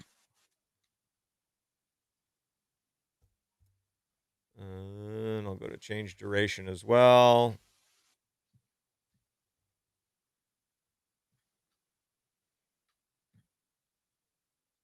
Weird.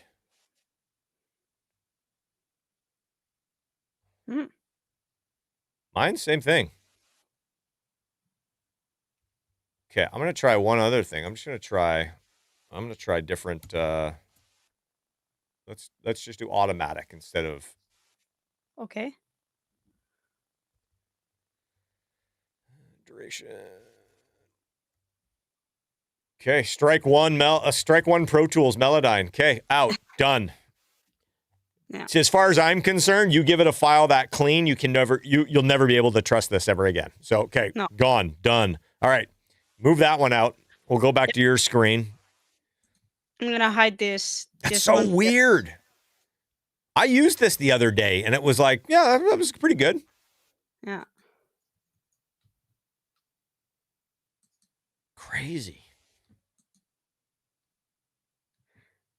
But I mean, are we? My buddy Chris Holmes just said, Melodyne has never worked for me with this kind of stuff. Interesting. Especially since the ARA update. Interesting. Very interesting. Well, it's useful for bass. Yes.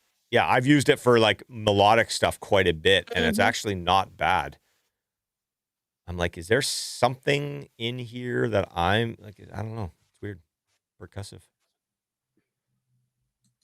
I'm literally trying it again. I'm like, this can't be. This can't be. It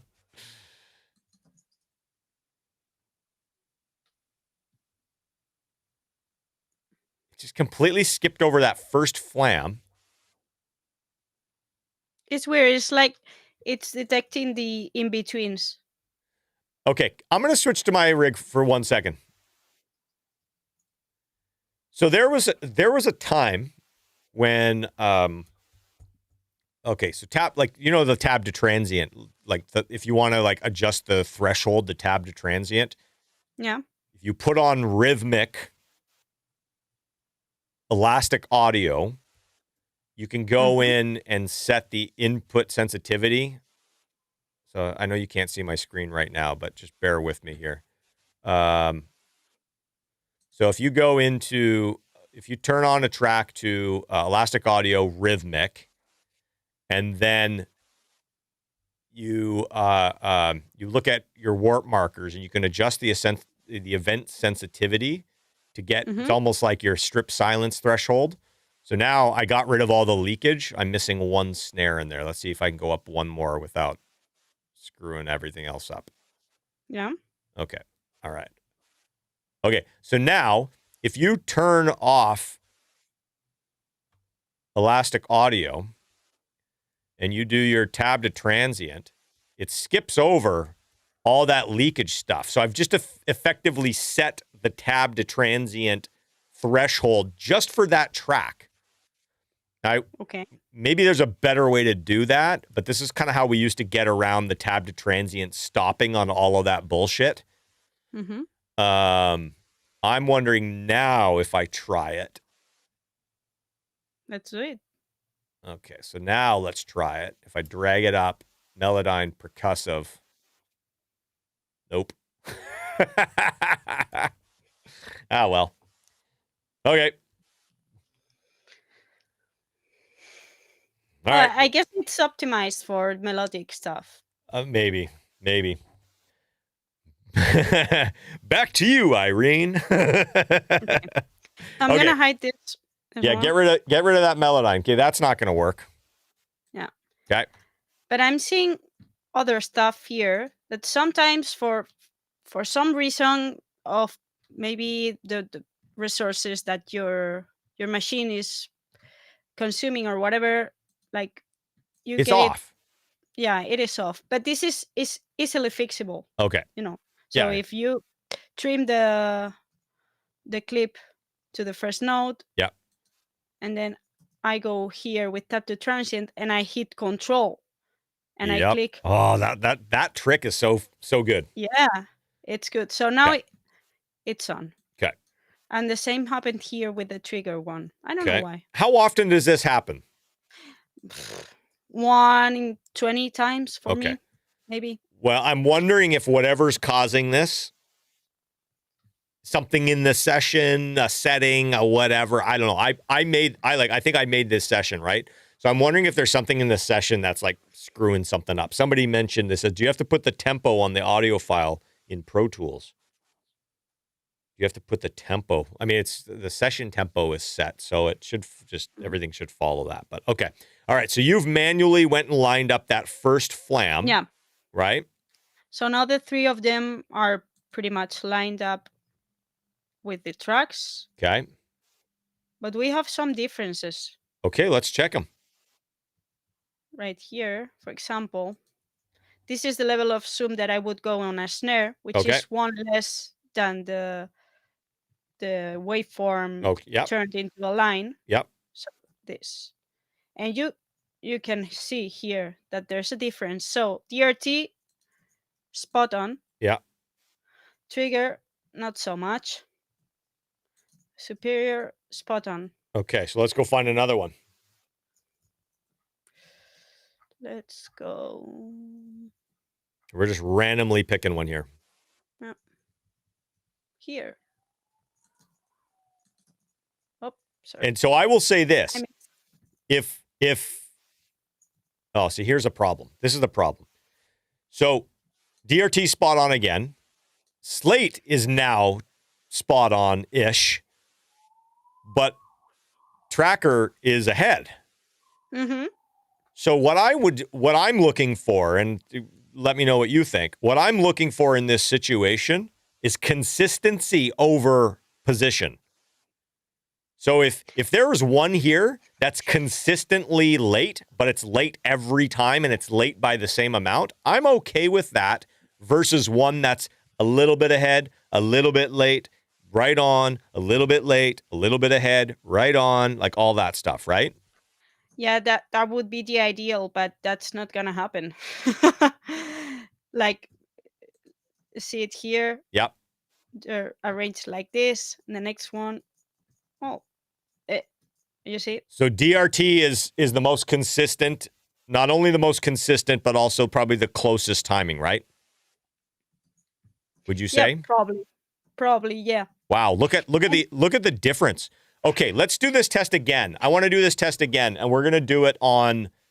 If you go down to, I cut the snare snippet. I called it a snippet.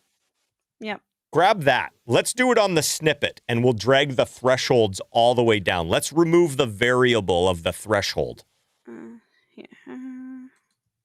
Here in the snippet. Okay, so what I've done is I went and did this the old school.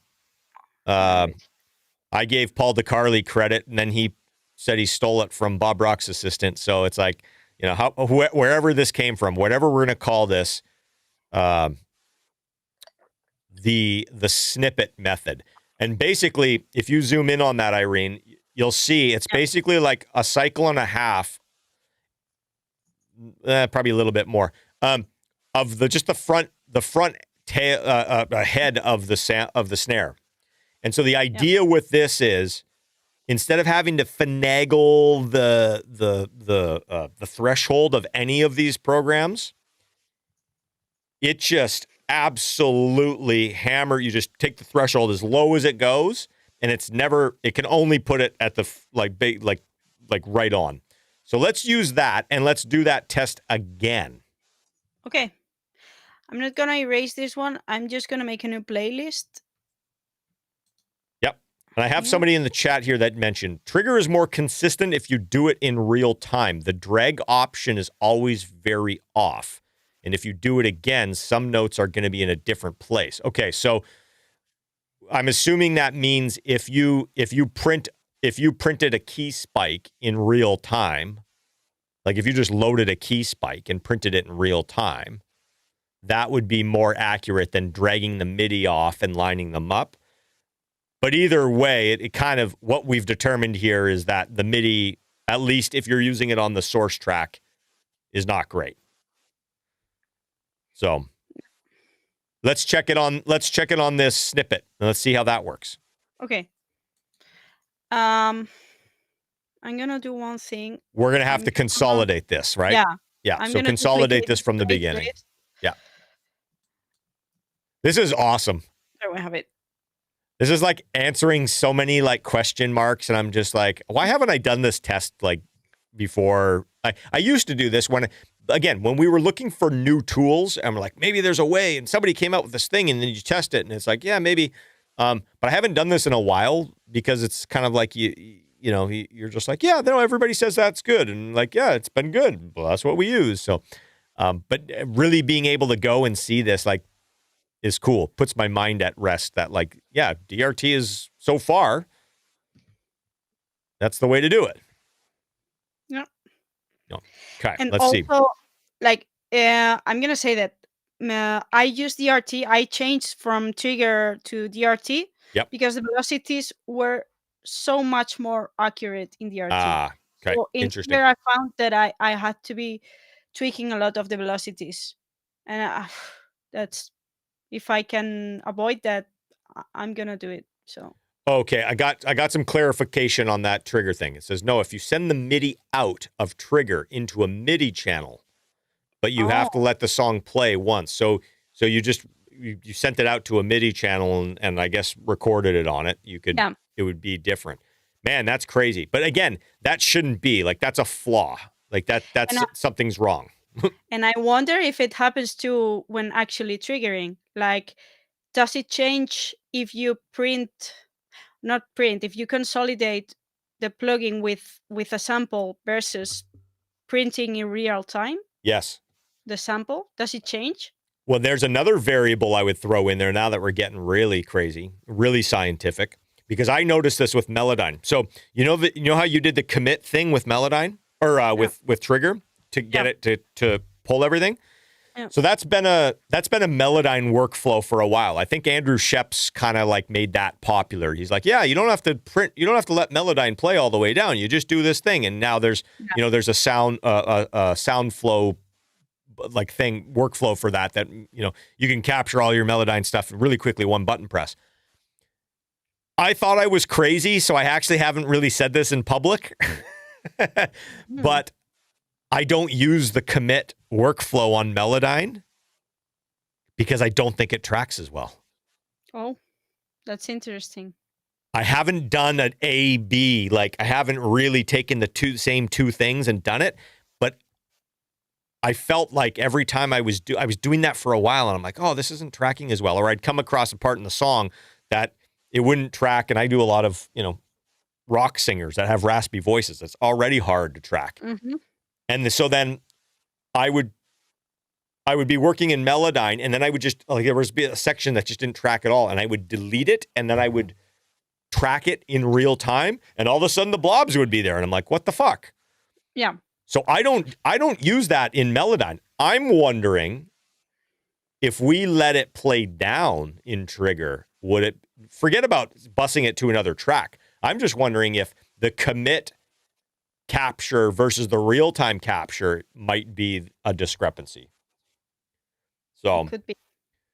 Yeah, hold tight in the chat there. We're going to be printing our sample next. So we're going to be looking at that.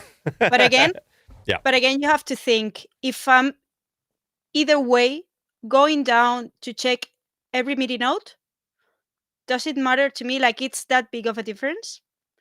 Because if I have to wait 3.5 minutes or 7 minutes, if I'm doing like a proc thing, and then I'm going anyway, zooming in to check every note. Where's the trade-off? Exactly. Like it might be quicker for you just to move them all than it would be to get an accurate. Yeah. Which is kind of like what I was saying with Beat Detective. For me, it's quicker to use Beat Detective and just do like really crude cuts, knowing that they're not at the right spot on the snare. And for me, just to go and manually trim them, that's faster. So, okay. All right, let's do this one and see how it goes when we use the snippet.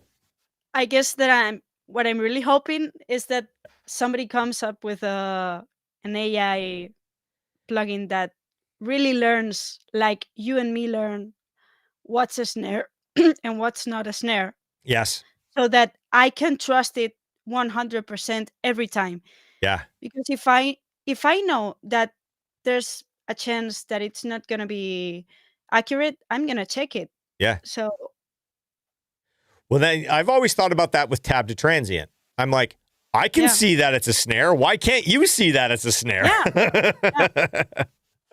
yeah. Again, I'm referencing Paul DeCarli in this a lot because I've learned a lot from him early on when I first went to LA, and we've kind of had a bunch of conversations. And I remember him. I don't know. It's probably accurate, but I remember him saying something about like he's like, yeah, when I edit drums, I'm usually listening to podcasts, and I'm like, I mean, again, not literally, but like it's like. Yeah. It's such a visual thing. Like with tab to transient, it's like you never need to actually hit play. No, Like, I do it too. When I'm checking visually my MIDI notes, I'm listening to a podcast. Yeah, well, exactly. So it's Paul said no, literally. And so like it was always weird to me that tab to transient on a snare track or on a kick track would stop on like a hi-hat. And I'm like, how the hell do you think that's the hi-hat? And I get it's going to a transient. It's not saying tab to similar file. It's saying tab to transient, and there's a transient there. So it's stopping on it. I was always just wondering, I'm like, why hasn't Avid built in an option for that it learns it and then you don't have to worry anymore. So anyways, I know I'm preaching to the choir. So I've got some gears turning in the chat. Everybody's kind of like, oh, wow, now I'm thinking, what if I do this? And what if I do that? And I'm like, I know. That's why we're doing this. Yeah, so. That's the thing. Like every time I see somebody do something different that I am used to do, it gets my mind rolling. And yeah, that's the way to better your workflow. And totally. Yeah. So we're going to do this again. Yep, let's do it again. DRT. Analyze. This is going to be perfect. I know that I don't have to adjust anything. So. Yeah, you just want to make sure the thresholds and the sensitivities are as full on as they can get. Yeah, because this is 100%. Yeah, you're not ruling anything out, right? Yeah. No, whatever. Let's do it like this. DRT. Cool. Okay. Number 1. Then we have trigger, which we have here already. Okay. And how? So let's just let's let it play down. Okay. It's we're only going through the first kind of chorus anyway, so it's not going to be that long. You can even mute the track and we can keep talking, but let's let it play down and see what happens. I'm gonna just hear beforehand. Yeah, all the way down. Yeah. Crank. Yeah. And sensitivity all the way up. Yep. Boom. Let's do it. Okay. Oh, what's that? That's fine. I'm gonna solo it just in case. Yeah. So I'm gonna do it again. Clear buffer. Yep. There we go. So it's capturing. Yeah. And again, you can't get any lower threshold. You can't get any more sensitivity. Like it's going full bore. Mm-hmm. Every single little thing it should be putting a hit on. We're letting it play down. Like we're giving it as much firepower as we can right now. We're giving it a clean. I've gone through and manually lined up the beginning of every one of those snippets, so I know they're right on. Not a lot of variables in this test. This is fun. This is like getting a little bit more scientific, which I always get excited about. Because there's always like, I feel like there's always like you do a test and you're like, yeah, but it could have been. What if it was like, like no, like there's no. We're kind of getting rid of a lot of variables here. So once we find here's the next test. Here's a little preview, and I know we're 2 hours in, and we're not going to go all day, but I'm sure we could. 2 hours already. Time flies. Yeah. Okay, here it is. Okay. All right. Go on. What's that? Go on. We're saying something. I was going to say a little preview. Once we determine which kind of MIDI works the best, we're going to use that and we're going to print a couple samples and see how the samples that we print line up to the MIDI. And I think we should also use an instance of Trigger 2 on the snippets. Yeah. With the same settings that you're using right now, and print a trigger from that and see if that's different from the MIDI that we derived from the snippets or whatever, right? Yeah. Interesting. Okay, let's jump into the tune track, and we'll do yeah, I have it here. Has to load up again. As you're doing that, I'm gonna just jump in the chat here. Cool. What's going on, James? Welcome. You missed 2 hours of awesome drum trigger stuff. Do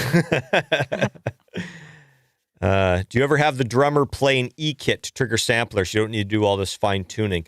I sometimes do. I have done a couple records on E-kits. It's not, I don't do records on E-kits to avoid having to do all of this. That's not the purpose. If I'm recording on an E-kit, there's usually a reason why we're doing it. It could be just a technical, logistical limitation. We're recording in a small room. We can't make a lot of noise. It might be a project where we know I haven't done a ton of these, but I've got colleagues who do a ton of like metal records. And so they'll do shells on E-kits and cymbals live. And so that way they can quantize the kicks and they can quantize the snares and the toms, and they can have a lot of control over that really, really easily.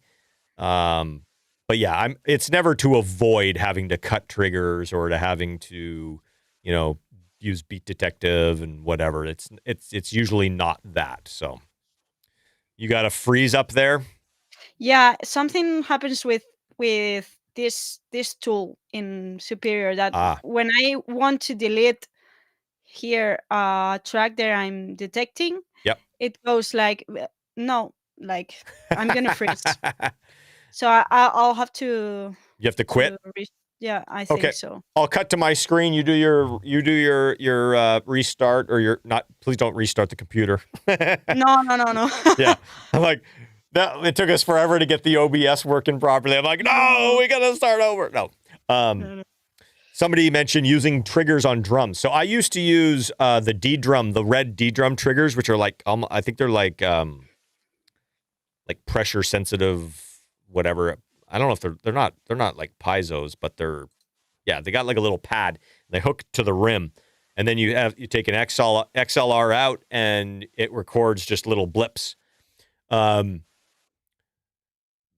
They were pretty good. I haven't tried that in years, and I think they've improved it quite a bit. I know guys use them live. The thing that I actually used to use them for is, again, today's making me feel really old. We used to, when we would be tracking drums, again, wanting everything, we would, a lot of the time samples, when we didn't have Trigger, or like UVI makes a drum replacer, or there was one called Drumagog, before those existed, we would never hear a song with samples until the song was getting ready to be mixed. And so while you're tracking drums, while you're tracking guitars, while you're tracking bass, while you're tracking vocals, while you're doing production, while you're sending out rough mixes to the A&R guy or to the label, whoever, right? Everything needed to sound really good. And so, and I'm not saying we don't try to make stuff sound good anymore, but it was a bigger deal pre all these plugins to make the drums sound awesome, from the get-go. So one of the things that I used to use those triggers for, those D-drum triggers, I would take the output of those and I would put them into the key input of a drummer gate. And then the drummer gate would be on, for instance, toms. I used to have almost perfect tom gating while you're tracking. So I would basically put a drummer, and we had at the chop shop, I think we had 12 channels of drummer gates. You had 4 in a rack space. And so we would do we would do kicks, snares, and toms, and sometimes even room mics. We would trigger room mics with like the kick and the snare. But we would have the toms going, all the shells going through the drummers, and then we would have the little D drum trigger telling the drummer when to open. And it allowed you to get just like super clean hits without all the leakage. So you could EQ and compress and parallel. Like you could do all the things that you do when you're mixing, when you've got like all that stuff kind of taken care of. But it was happening in real time. It was a bit of a pain in the ass, and every once in a while the drummer would do some awesome fill and the trigger would not open, and you would miss a hit here and there, but it was pretty cool. Somebody mentioned that's used a lot in the show pro world. Yeah, I would imagine so. So, all right, Irene, back to you. Yeah, I'm back here. I'm printing the trigger MIDI again because Didn't save. It. Yeah. Yep, all good. It's almost done now. Cool. Yeah, I would be interested to actually try out some of the new, like, actual physical triggers on an acoustic kit. I would be interested to do this test as well to see like how close are they to like the stuff that we're doing now, where we're deriving the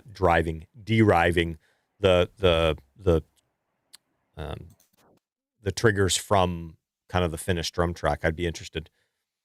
So, all right, let's see if Superior will open. I'm gonna create on a track. Cool. Because yep, it will work better. Oh, I'm gonna call it differently.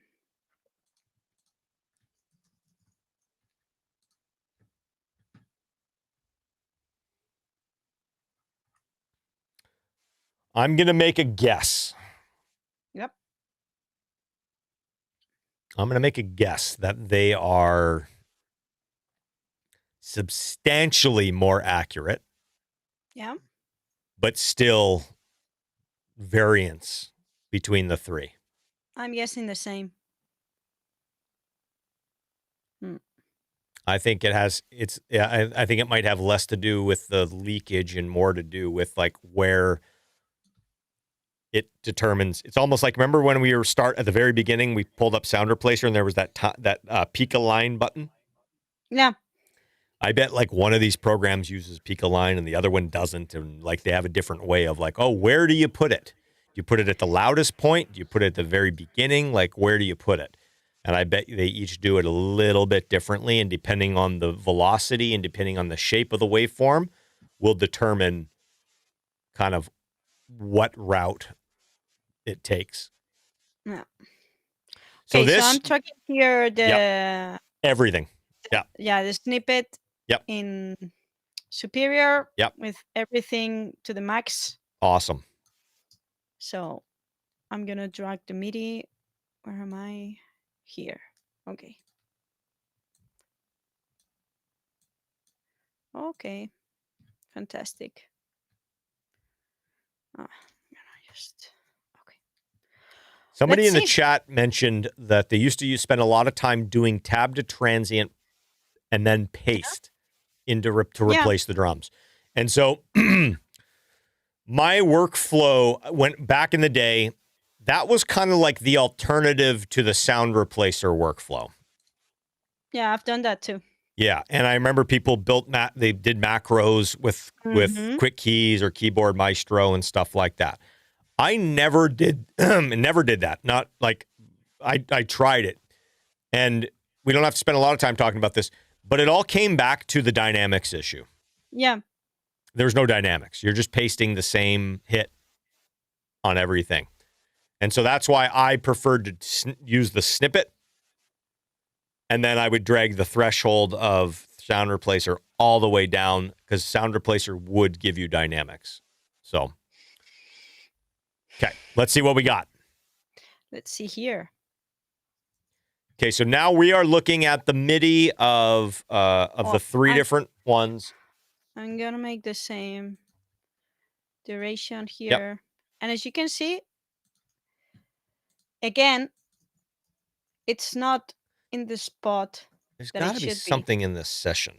Yeah, maybe, I don't know, something here about my playback engine or something No, like that. it was doing it in mine. I think it was doing it in mine too. But let's try one different thing this time. Instead of using the beginning of that flam, let's use Okay. the first solid 2 or 4 after it.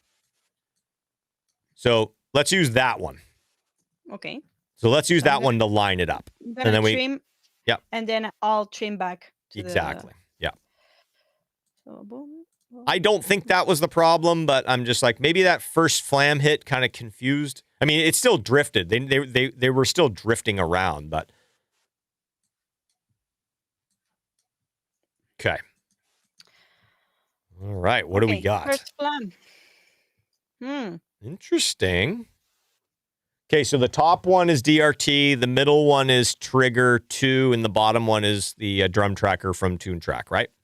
Yeah. Or Superior Drummer. So Oh, hey now. yeah. So it's still not consistent. But like really, Can you zoom in a little more vertically on your snare? There we go. Yeah. Okay.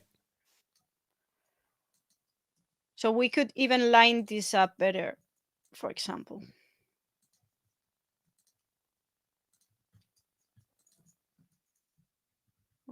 That's bizarre. Okay, so now let's keep going a little bit further in. Let's just go through. Okay, so DRT is on. The other two are late. Okay, now, go back to the... Yeah, sorry. What the fuck? It has to be something about the algorithm, like you said, peak or not peak. Yeah. Let's see. Well, DRT is... But look how consistent DRT is. Mm-hmm. Yeah, it's very good. I mean, the other ones are passable, but they're inconsistent. Mm-hmm. Like that, hang on, go back to the other one. If that was a kick drum, that could be problematic. Yeah. That's like a quarter, that's almost a quarter, like 90 degrees out of phase. That's like a 90-degree phase shift, right? That could be, if that was a kick drum, that could be problematic. On a snare, I don't think it would be, but on a kick drum, it would be it potentially could be. Yeah. My rule of thumb is that if you can see it like it, as in a simple site, like it's gonna be problematic. Yeah. So I can see it right here, how it lines up to the grid, the original waveform versus here. Yeah. It's clear. So for me, that's a no. Yeah. Wow. I would say DRT, I don't know, if you went through this whole thing, DRT, maybe you're fixing 1 or 2. I would say on the other 2, you're probably fixing every 3rd to 5th one. Yeah. Somebody said, would it be worth it to get Pro Tools just for DRT? If you are an editor and you're cutting triggers for somebody, I mean, I don't know what the other programs have in them. Maybe hit points from Cubase are great. I don't know. But like,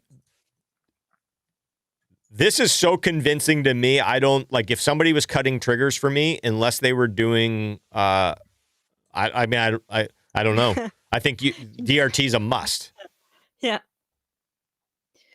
Wow. Yeah. That's a bigger difference than I thought there would be. And like I said, we gave the algorithms almost as good as we could give it, right? They were perfectly cleaned. Perfect. Wow. That's interesting to me. And I bet that if we did the same experiment with a Keyspike, it would happen the same thing. I think so too. Even if it's a one shot of the same thing all over, like it doesn't detect the same way for some reason. Weird. Well, the developers are different, so yeah. Okay, now let's. Okay, I'm getting into like my mind is turning to jelly.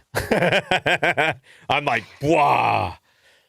Let's do to summarize, because we've done a lot today. To summarize, let's take that DRT MIDI. Okay. Let's get rid of those other 2 orange instrument tracks. Let's get rid of those. let's take that DRT MIDI and let's duplicate that.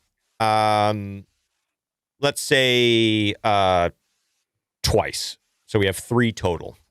Okay. Done. I'm gonna get this back to where it was. Here. Okay. Okay. Now we've got trigger already loaded on those, right? Mm-hmm. Okay, so let's have those trigger. Let's have them trigger. So let's use trigger to fire off a sample. So each one of those MIDI tracks, let's route it into that slate trigger instance. Yeah. I'm gonna check which is the MIDI note here. C0. Okay. Well, I'm gonna change them to the one that I use. Sure. Yeah, because we're gonna load up. We're gonna load up some. To C1. Yeah, we're gonna load up a couple samples because what I want to see is now in practice. I'd like to see how accurate the sample is next to. So we'll do just like a one sample. Perfect. Yeah, just grab whatever from the done. That sounds familiar. That's one of these. Yeah. So I'll copy paste this trigger instance. Yeah, and then so we have it. Perfect. And we should drag. Oh, but I was about to say there is no sensitivity on the MIDI, right? It just does MIDI. Yeah, it is what it is. So I also made a file of that square wave sample so that we had a very clear beginning, right? Let's load up the second one with that. Okay. Yeah, so replace that CB sample, with that sine wave. That's not a sine wave, a square wave. Yeah. Perfect. And then for the third one. Okay. I don't know if we need a third one. We're just kind of comparing that, right? You know what? Let's do this. Let's do one of the Steven Slate, just like stock library. Pick whatever one you want. Just the famous one, snare 12. It was snare 10. Snare 10, 10 or 10A. Okay. One of these. I don't know if that's the one or not, but okay. Modern Zep, please. You know what? Yeah, no, there's a lot of good ones in this. I really like the Nevermind one. I like the one of my favorite kicks in here is the Tommy kick. Shocker. Yeah, there's a lot of good ones in there. Yeah. Okay. All right. So now let's make sure they're all playing. I think we're gonna have to route the MIDI probably on the instrument tab. Yep. It's so weird that it just doesn't automatically follow it. Like again, it sometimes does. And I know. Sometimes there's like a if you do it in the right order, it does. But if you change anything or go slightly out of order, you gotta go in and set it. Okay. I don't know if this is okay. Let's see. Okay, this is good. Yeah. This is. I don't know. Why is that this is not. Okay. They're called the same, so yes. I confused it. Yeah. Okay. Okay. All right, cool. So now let's just do a commit on all of them and let's go zoom in and look at how they line up. Let's go.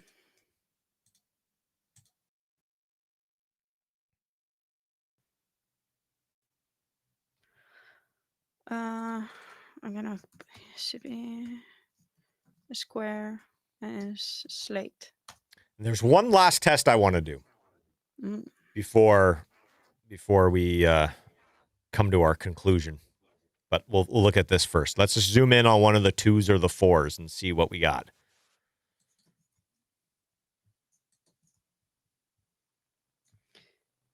Okay, so zoom your whole screen or move your whole screen a little bit, like move that waveform to the left. Sorry.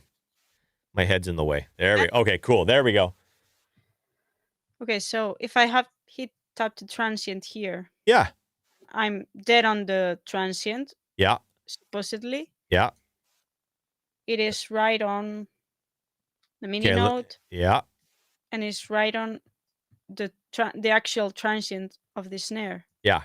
So you see how if you zoom in, there's some difference here, but again, what's Pro Tools detecting as the transient is another conversation. Correct. So. Correct. Exactly. Okay, let's just zoom through or scroll through a few of them and see if they're consistent. Yeah.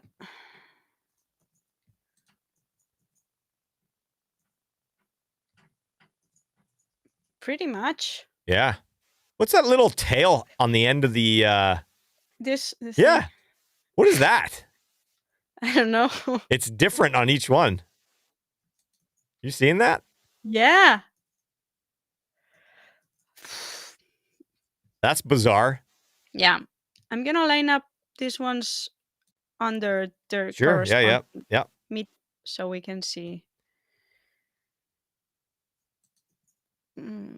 So this looks pretty damn accurate, right? Yeah. So for the people and I have heard this, and not in a while, but I have heard from a lot of people like, yeah, you MIDI, Pro Tools MIDI, you can't trust it, blah, blah, blah. And I know there are scenarios where it does get jacked up, but I'm saying in terms of sampling drums and putting in samples and stuff like this looks pretty. It looks pretty good. Pretty accurate, right? Yeah. There's no problems here. No, I'm gonna go. Except for that sample of that square wave sample. Yeah. That's so weird. I mean, it sounds the same. Yeah, that's so strange. Obviously. I was like, is that a graphics thing? Is that not actually audio? Is that a graphics thing? You know, sometimes Pro Tools, they used to have that problem a lot where there would just be this weird graphical thing. Yeah. The zooming. I don't think so. That looks great. Yeah. Okay. Triggering is spot on. Okay. We're going to do one last test. Because this is the one, really, this is going to culminate. This is going to change how we move forward in our mix setups. Oh. We've now determined how to get accurate MIDI. We know we're getting accurate MIDI. Mm-hmm. We've determined that the Slate Trigger 2 plugin, when using MIDI, will accurately put a sample, we're going to use the square wave as our control.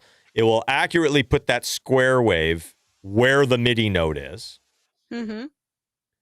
Now I want to test Trigger 2 with the square wave using MIDI versus Trigger 2 with the square wave using your Keyspike. My Keyspike. Okay, but here's the thing. We can use my Keyspike, but my Keyspike's already deriving from MIDI from Trigger. So it would be a little bit redundant. I don't know if that's a proper experiment. You know what I mean? Okay, what about from my snippet? Yeah, that would be better, I think. Okay. So,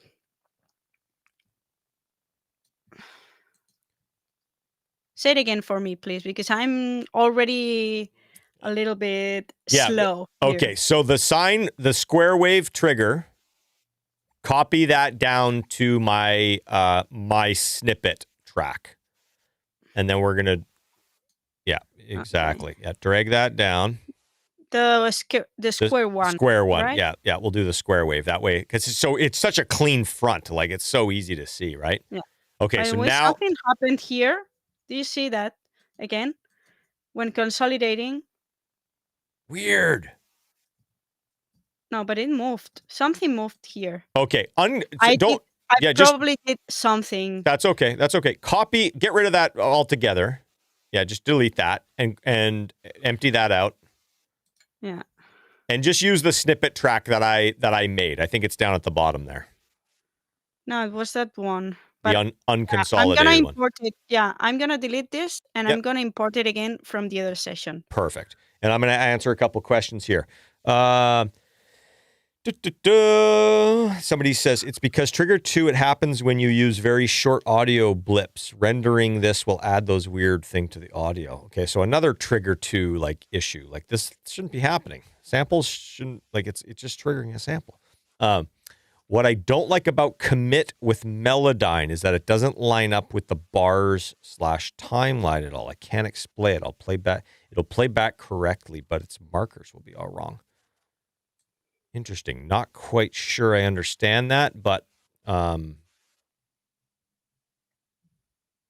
there's definitely like, I love all the new like features and everything, but I sometimes think like, I'll say this with plugin companies too. Everybody's in such a rush to get their product to market that it's like, and also, you know, if you read any book about any sort of like successful, you know, tech entrepreneur, they all say the same thing. They're like, you know, if you wait until it's perfect, you'll never get it. You never get anything out. And it's kind of like, okay, well, you know what? Maybe you should test it a little bit longer and make sure it works. But I find a lot of these features get pushed to market, and a lot of plugins get pushed to market very fast, and then ultimately the bugs don't get worked out. And as much as I love where we're at now, I will say in 2000, when there were like 3 plugin companies and only one computer that you could use, and you had to have Pro Tools hardware and all that stuff, the testing was very effective in terms of like just like the QC, because there weren't a lot of variables. Everybody was using the same computer. Everybody was using the same audio interface. Everybody had the same amount of RAM. Everybody was using the same hard drives. Like everything was the same. And so there was a lot more, or let's say a lot less question marks about whether things were working properly. It tended to either work or not. Whereas like, the other day, I bought a new plugin and I put it up on a parallel bus and it was completely phasing. And I'm like, the delay compensation's fucked. But it's not Pro Tools delay compensation, it's the plugin. Yeah. Because I put a different plugin on that I've been using for years that I know has no issue, and that one's fine. So it's not like the reporting's getting weird. But anyways, long story short. All right, where are we at? I got here the snippet track. Okay. Ready? Let's commit that. We got the square wave on that. Let's commit it and see if it's different versus the one that we committed using the MIDI. I'm gonna do something here before. All the thresholds and everything were like full pop. Oh, let's drag those all the way down, and the sensitivity all the way up, detail all the way down. Yeah, exactly. There we go. Awesome. Like that, and also I'm gonna increase here because I don't know if interesting. You think that might make a difference? Oh no, but in the the lag that it had. Oh, gotcha. I don't know if that's an issue. Sometimes it happens. Sometimes it matters. I don't know. So scares me. That scares me. Well, but it's an easy fix because that is consistent. Yes. So you line the first hit and it's done. No problem. Yeah. So I'm gonna hit consolidate here.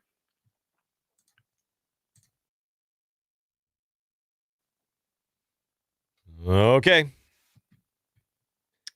So now let's line that up against the committed audio from the MIDI and see.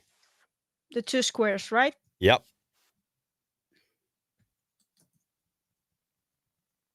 Mm-hmm. Oh. It moved. But it's pretty good. Practically the same. It changes randomly, this tail. Yeah, somebody in the chat mentioned that sometimes it does that. It just kind of has a weird kind of, when you're using little blips, it will do just like little weird artifacts. So what would you summarize, Irene? Would you say that the superior way of doing this is DRT and then triggering your MIDI or triggering your samples using MIDI? Oh yeah, look at that. Look at that one. That was way late. No, but this is that. Oh, this one. Yes. Interesting. And what's this? This is a flam. Okay, Yeah, flams sorry. sometimes are Go zoom problematic. back into that. Okay, move your screen over a little bit more. A little more. Okay, see the shape of that snare snippet? Yeah, this one. See how like the kind of like the second cycle is really loud? Yeah. Here. I'm wondering if it's pushing it a little bit to the right because of that like kind of quote unquote peak align type thing. I'm wondering if it's sensing or if it's detecting that and it's being like, oh no, the majority of the energy is a little bit after that hit, so we're going to move it a little closer to that. Whereas I don't want that. I want it to start in the same spot every time. It could be also that this is a flam, so it could be like, I don't know, maybe this waveform is not the same as a clean hit of a snare. Yep. I don't know. Yeah. Okay. There was one miss. The other ones are pretty much. It moves a little, but not enough to be problematic. No. The dynamics are definitely the way trigger gets the dynamics is different than the way DRT does. Yeah.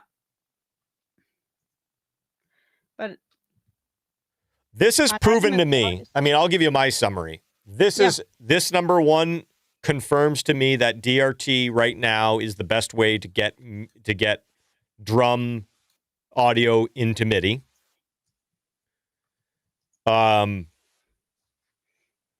It confirms to me that using MIDI to trigger Slate Trigger 2 is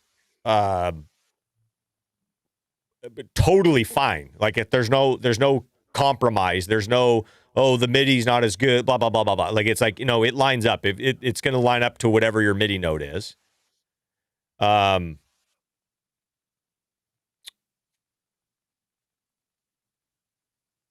And I think the other thing that I don't know if this would be a summary, but I'm just like a little bit like WTF on the other stuff of like, why is it drift so much? Like, why is it all over the place?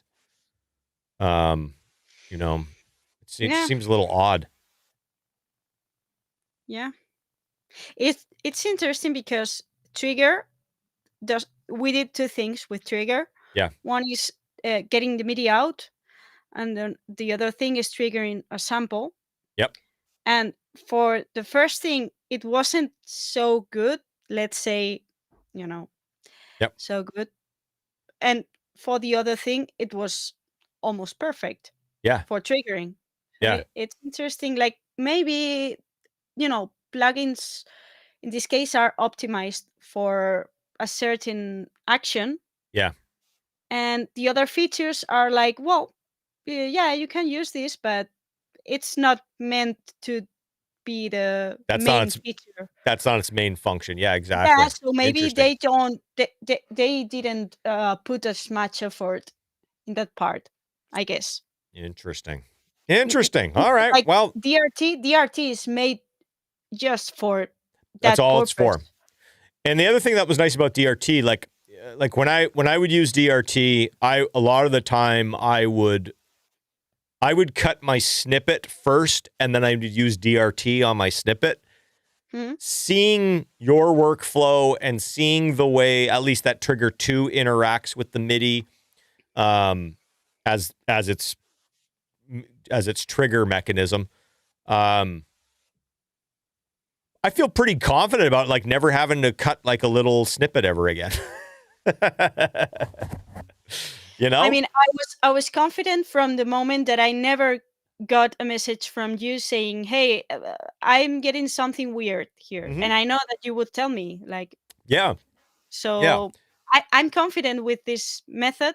Yeah. Again, that's not saying that this is the best method ever for everyone in every context. No, but it is what I use, and I can trust this method.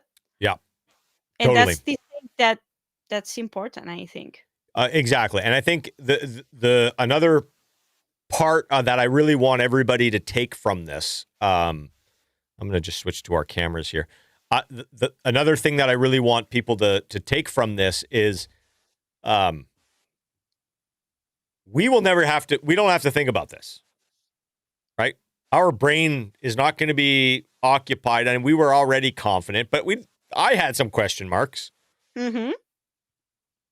And I'm not saying that you weren't confident, but you had enough question marks that you're like, yeah, let's do this. Like, you weren't kind of like, this is a waste of my time. Like, I already know the outcome. I've already done this.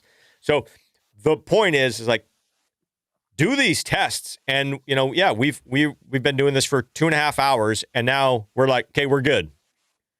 Yes. Somebody mentioned Trigger 3 is coming out later this year. Great. Cool. We'll do the same test when Trigger 3 comes out. There's actually another sample replacement app from UVI. Mm-hmm. I'll actually pull my screen open and see if I can pull it up here. I think it's called Drum Replacer. Somebody actually mentioned this to me the other day. It can load plugins. So I can load. I probably have to scan my plugins. Oh yeah, I do. But I probably have to do a scan, which will take all day because I've got thousands and thousands of plugins. But you can load in like MIDI plugins, I think. So kind of like the way that, so I could run Trigger inside of this. I don't know. I guess I could load, or maybe not Trigger, but I think I can load. Oh, maybe I can't. I can't remember if there was a MIDI issue. I don't know. I have to play around with this. But I thought this was interesting. I also liked the fact that here, let me just load a. I just want to load a sample in here and see what this looks like. Sorry, I have my screen in my way. I'm just gonna load that. Like, this is pretty cool. This looks a little bit more like a sampler, to where you can adjust, like, you can do quick fades on it. You can say where it starts. Like, you can. This to me, and again, maybe this is just from me being a dinosaur and having worked with samplers. This to me looks good. You've got your attack, your hold, your decay. There's a gain match, your tuning. Like, there's all this stuff, right? You can reverse it. Like, I don't know. This feels to me like is worth a couple hours of playing around with to determine if this is better than Trigger 2. And so, from a workflow standpoint, if I decide after an hour, I'm like, this is pretty cool. I like this. Well, then I'm going to go do the accuracy test that we just did. Mm-hmm. And if it's as accurate, then maybe you found a new tool. And again, big picture lesson today, don't do what we tell you to do. Don't trust us, is to do the test. And not enough people are doing their own objective testing to where they're coming to their own conclusions and then you just don't have to think about it. You can move confidently throughout your process knowing that you're using the right tool or the right workflow or the right method because you've done it. You're not taking somebody else's word for it who maybe actually didn't do it. Maybe they just read it on a forum and they're like, oh yeah, MIDI and Pro Tools sucks. You can't use MIDI with Trigger 2. It sucks. I don't know. We just determined that it was better. I have heard that from people. I've heard from people that using MIDI to slate trigger is not as accurate. And we actually just busted that myth. Yeah, I thought that we could get some different results too, because the thing that we were talking about before, that MIDI is based primarily on ticks, and that's less resolution that samples, but it seems to be fine. That looks good. And you know what? There are lots of other variables that we probably haven't considered that may poke their head out at some other point on another session or with a different shaped kick drum or whatever, right? Sure. But for now, this seems to be like a pretty great workflow to get a really awesome, accurate. And the other nice thing about it was I feel like this never happens. the thing that actually like was the most accurate and worked the best also seemed to be, I don't want to say the quickest, but it wasn't the longest. Like if the Tune Track one had been the one that we are like, oh shit, that one works way better. It's like loading the files in and consolidating and all the other stuff. I was like, ah, damn. Yeah. But like DRT, you don't have to have your audio consolidated. Like if you had your edits all over the place, you could just highlight them all and it grabs them all, right?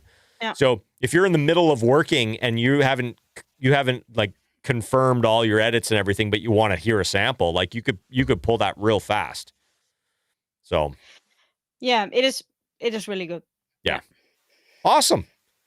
Okay, well, if there's if you've got any questions, let's drop them in the chat. We're gonna wrap this thing up because we are approaching 3 hours, and that seems to be the sweet spot for these things. It's a good amount of time. That's a good chunk. So yeah. Somebody mentioned M Drum Leveler will work. So Melda Production M Drum Leveler. Yeah. I was thinking about, there was another, I'm trying to remember what it was. There was another drum gate plugin of some sort. I can't remember what it was, but it like tracked the hits. So there's a bunch of stuff out there. Try it out. And then, like I said, come back to this video and put something in the comments. If you run your own test and you come to some other conclusion, just drop a comment below and let us know kind of what you found, because it might inspire us to try something different. It might, just spark an idea, and you never know what other workflow you might come up with. So, but oh my goodness, Irene, thank you. Thank you. It was a pleasure. This was awesome. I'm so glad we were able to do this, and thank you for all your hard work on all the projects that we get to work on together. It's awesome. Yeah. Yeah. You're really great at what you do, and I appreciate you very much. So thank you. Thank you. Okay. If there's no more questions, we are going to wrap it up. As always, if you're not subscribed to the newsletter, please, I think links down below somewhere in the description here.